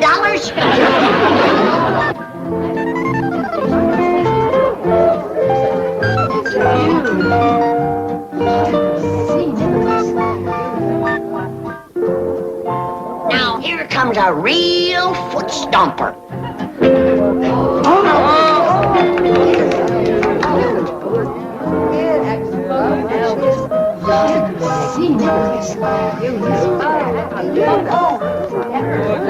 Now, June will be with us before you know it.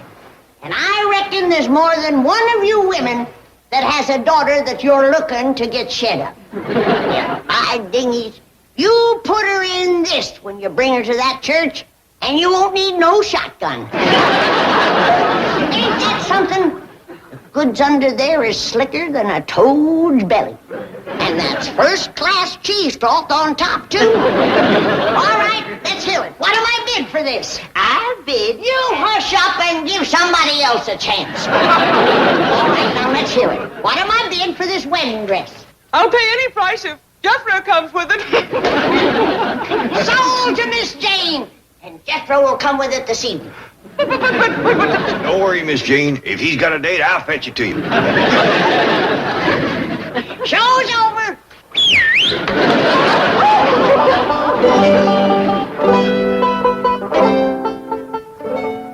Well, Jethro, we sold every dress in the store. Have you ciphered up how much that amounts to? Yes, sir. It comes to pretty near $50. That'll keep Reenie and her girls in riddles for months.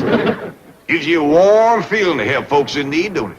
Yes, sir, Paul. Hey, Uncle Jed, look, there's another parking ticket on our truck. Well, young'uns, let that be a lesson to you. The more you give, the more you get. Locked. I fooled ya. Now you're going to the kitchen and have a cooking lesson. Help me, Skipper.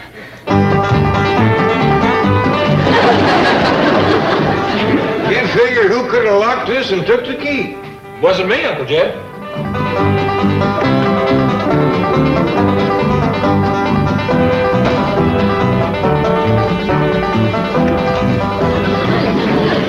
Fooled you again. I locked all the doors. Who let Ellie out? Ellie did. Head her off, Jed. Chase her back this way. Might need your help, Jethro. Yes, I'm Gran. Grab her and hold her, Jethro. Yes, sir, Uncle Jed. Jethro, I didn't mean Granny. Oh, I'm sorry. You hollered hold her, and she was the only herder here to hold. Let me catch her. I'm going to kick and break that young'un if it's the last thing I ever do. All right, Jethro, you go through the pantry. Granny, you go around back. I'll circle the house and see she don't get out the front door.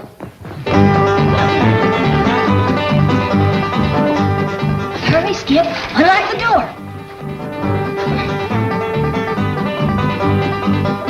That's it, Skip. Atta boy.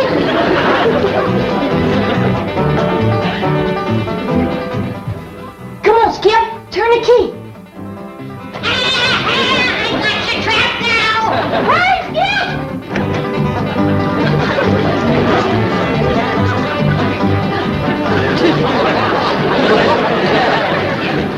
Jethro, grab her and hold her. Ellie Mae got away, thanks to you, Jethro. Yeah, you're welcome, Uncle Jed, but I pretty near lost my leg doing it. She made it to the big tree, Jed.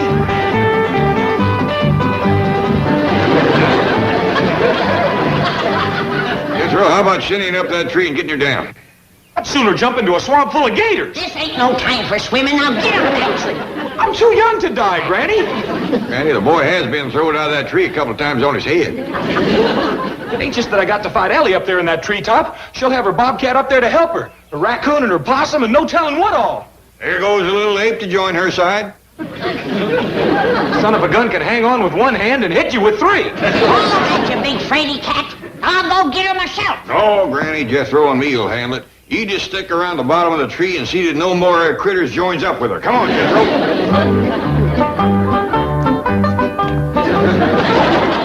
Remember what you promised me, Uncle Jed? Yeah, boy, put down your end and run. Where's Jethro? I'm gonna beat him up. You ain't gonna beat nothing but a great big batch of biscuit dough. Now you get busy and make your paw a nice pan of hot biscuits. You want hot biscuits, Paul? Well, it ain't that, Ellie. It's just that we figure you ought to be able to bake biscuits for your husband. Well, I ain't got no husband. Well, we're hoping all that'll change. You see, here in Beverly Hills, the girl's got a chance to marry up with a handsome movie star. Yeah, like Tom Mix or Hoot Gibson. Well, Granny, I hear tell that they got some new ones. Miss Jane was talking about a fellow named Cary Grant. Grant? I don't think he's any relation. Now, Ellie Mae, supposing you was to marry up with Cary Grant, and old Cary looked up from the supper table and he says, Ellie Mae, honey, I'm just a-honing and a-pining for some hot biscuits to sop up my red-eyed gravy. What would you say to that? I'd tell him to make his own biscuits the same way he made the gravy, because I can't make that neither.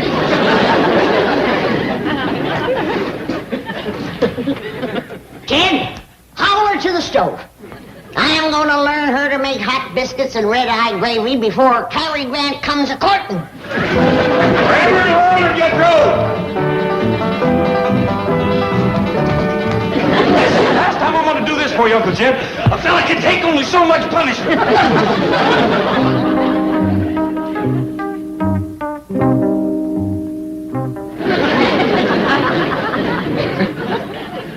Ellie Mae, looks to me like you might be fixing to make biscuits. I reckon so, Paul. Flabber milk biscuits, light as feathers. Did you put in the soda and the baking powder, Ellie? All there was. All there was? Why, that was a 2-pound can of baking powder.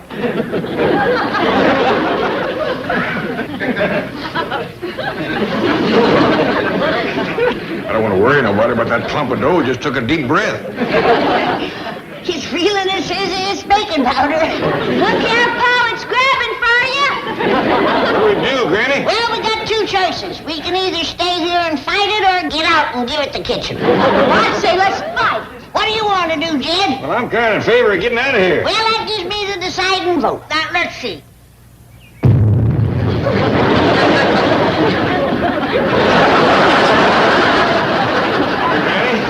I kind of think we're going to have to find another way to get Ellie ready for court. Not me!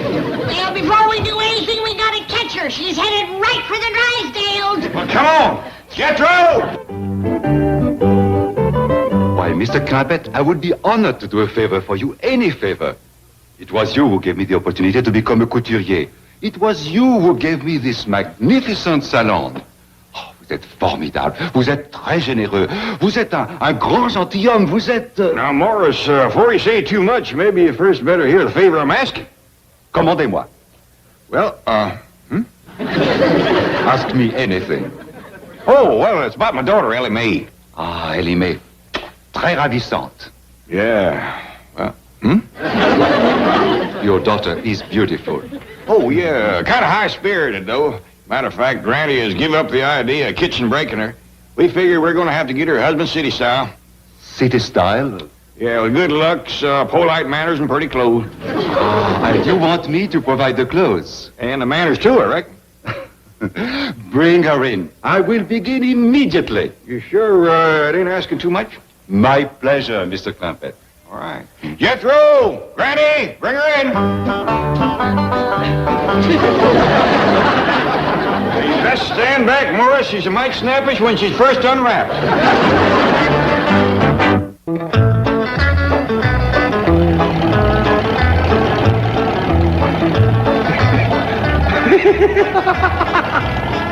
You sitting on a feather or something? No, sir, Uncle Jim. I'm just thinking about what that dress shop is going to look like when Ellie Mae gets done bouncing that Frenchman off the wall. She's going to turn that dude every way but loose. Now, Ellie Mae don't balk at wearing pretty dresses. She done herself right proud in that style show, didn't she, Granny? Yeah, but I still say we should have hobbled her to the stove and learned her to cook. It ain't fitting for a girl to get married if she can't cook. Well, I was talking to Morris about that. He says cooking ain't too important. Especially if Ellie was to marry up with a big movie star like Cary Grant. That don't make sense. You mean to tell me if Cary Grant comes home at night after working hard riding and roping and fighting them rustlers that he ain't gonna be hungry?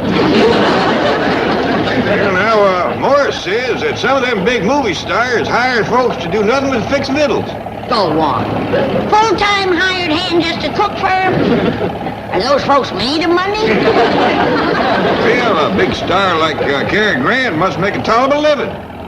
Hey, Uncle Jed, you know something? I think I'm going to be a movie star instead of a scientist or a brain surgeon. I'd sure like to have somebody cooking for me full-time. What do you think I do? Well, Jethro, if your cousin Ellie Mae marries up with Cary Grant, maybe he'll learn you the movie starring trade. Diggity dog, I sure hope Ellie gets him, man. Well, don't hold your breath. I still say if Ellie can't cook, no man would look at her twice.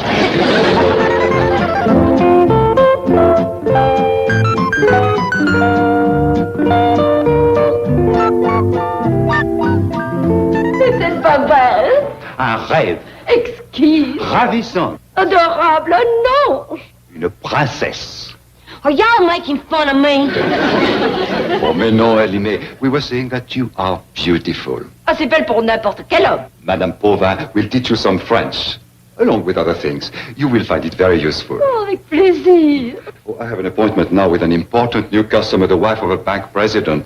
Comme Ellie, I want to see you in a dark wig. I'm sure the effect will be absolutely stunning. Don't wait for me, Jenkins. I'll be a long time, I hope.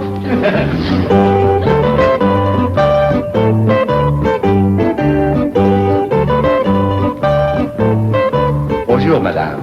I'm Mrs. Milburn Drysdale. I have an appointment with Maurice. I am Maurice. Oh, this is a thrill. I hear your gowns can make any woman beautiful. In your case, madame, it is you who will make my gown beautiful.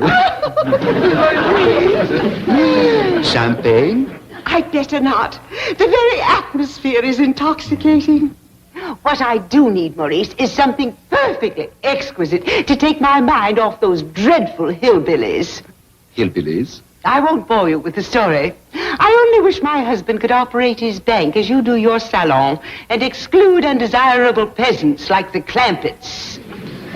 Did you say the Clampetts? Oh, don't worry. They'll never come here. They dress in the most outrageous clothing you've ever... Who is she? Who, madame? That divine creature who just... There she is again.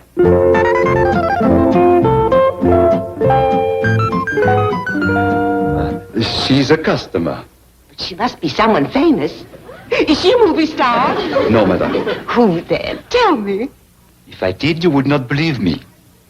Royalty. I should have known. She has that unmistakable regal bearing. Oh, please, Maurice, tell me who she is. I am sorry, Madame Drysdale, but we cannot reveal the identity of the young lady you have just seen. Pardon, monsieur. Téléphone. Excusez-moi. Tell me, she is royalty, isn't she? That lovely young lady. Well, I can truthfully say that I did hear Monsieur Maurice refer to her as a princess. I knew it.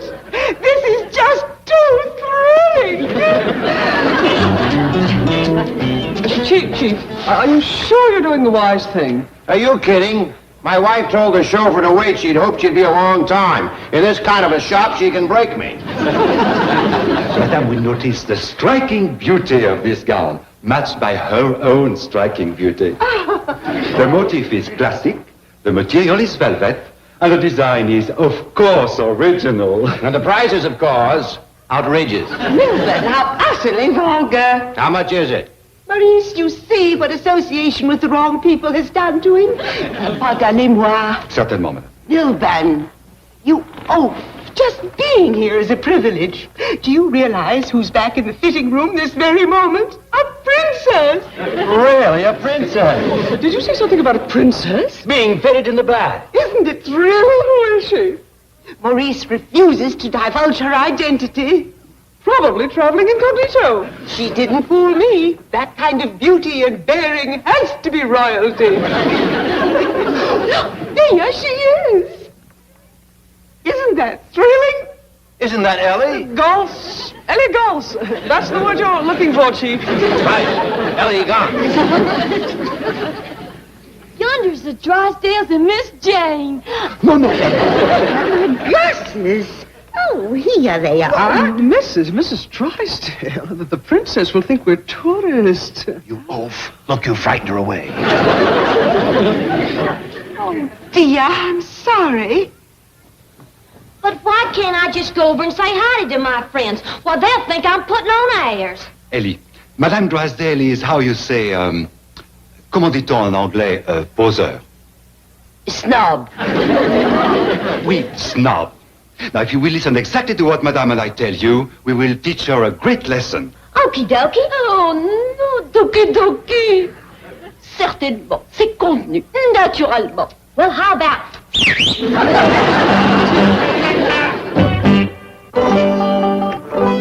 Well, now, Granny, with Ellie down there working so hard at becoming a lady, least we can do is bring her some company so you won't get lonesome. I reckon you're right, Jed. Come on, Jethro, hurry up with that company. What I want to know is why we can't be Ellie's company instead of these critters. Jethro, if we was to go down there and stand around and watch Ellie studying ladying, she'd get nervous as a cat. Speaking of that, where's your favorite bobcat? Up in the tree, and if she wants it, she can come get it herself. Yeah, I reckon that'll be enough company. Skipper sure does look nice, don't he? Of course he does. He's got on my best tie. Dogged if he don't tie it better than you do. Well, if I had 4 hands, I could do some fancy tying, too. Fancy, too. Come on, drive on, Jethro.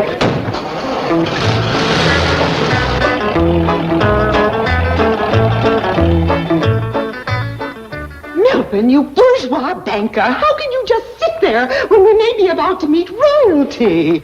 I have tremendous self-control. What did you find out? Who is she? Where is she from? Is she really a princess? Can I meet her? Did you speak to her? Drysdale, please. She has agreed to allow you to be presented to her. Oh, marvelous! However, her identity must remain a secret. I understand. International intrigue and all that sort of thing. She will speak to you only through her interpreter. Oh, I must call a special meeting of my bridge club and tell them of this.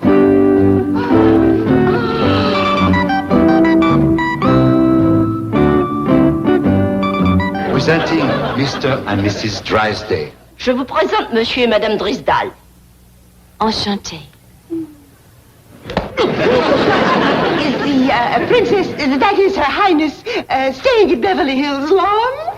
Madame interprétée. Votre Altesse restera-t-elle à Beverly Hills longtemps? Enchantée. Yes. Come, Your Highness.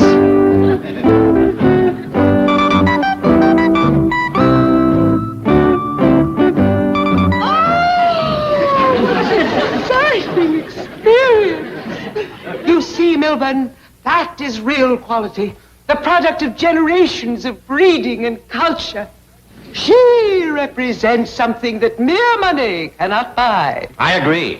Me too. Staying in Beverly Hills for a while.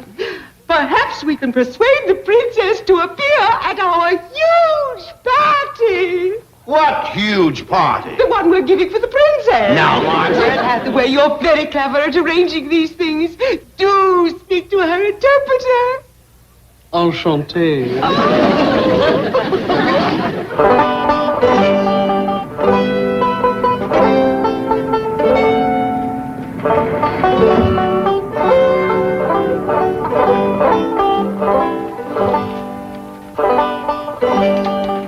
Excuse me, ma'am, but we're looking for my daughter. She's about your size, except she got yellow hair. Well, I'm Ellie. Doggy, that is Ellie Mae. Child, have you had your head up a stovepipe? Why, your hair is as black as soot. I know, Granny. This here's a wig. See? Like this.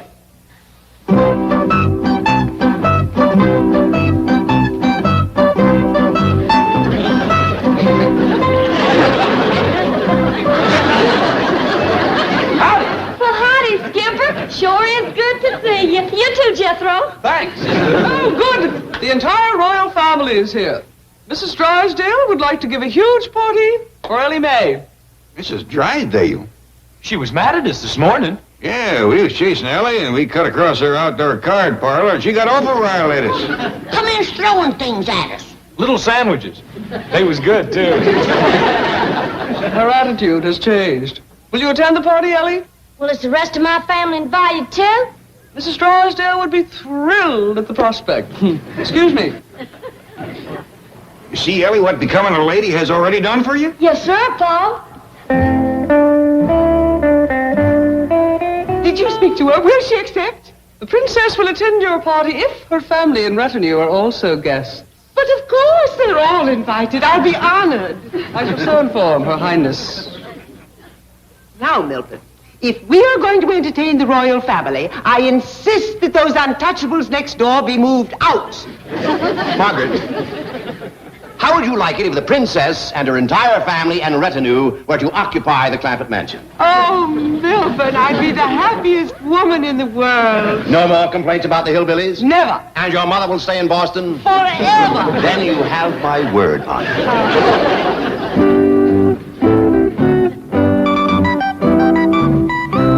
Her Highness is pleased to accept. Your Highness. Oh, Miss Drysdale, now that you ain't mad at us no more, we can just cut out all this foolishness of bowing and French talk. We're right obliged for the party invite. Hope you have some more of them little sandwiches you was throwing at us. What's the matter, Miss Drysdale? You got a stomach ache? Reckon she's ailing, all right. Doggone, I'm right sorry Miss Drysdale called off that party. Been a good chance for Ellie Mae to meet some fellas. Don't you worry about Ellie Mae. She's gonna get a husband the right way. Baking and cooking. Oh, you got her stirring up biscuits again? No, this time it's my homemade bread.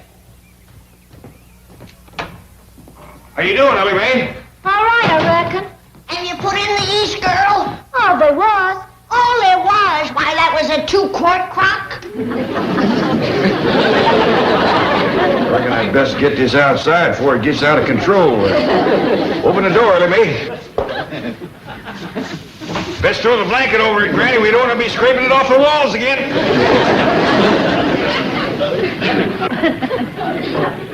Now I know what Cousin Pearl used to say to you, Ellie Mae. Marry a man that knows how to make dough.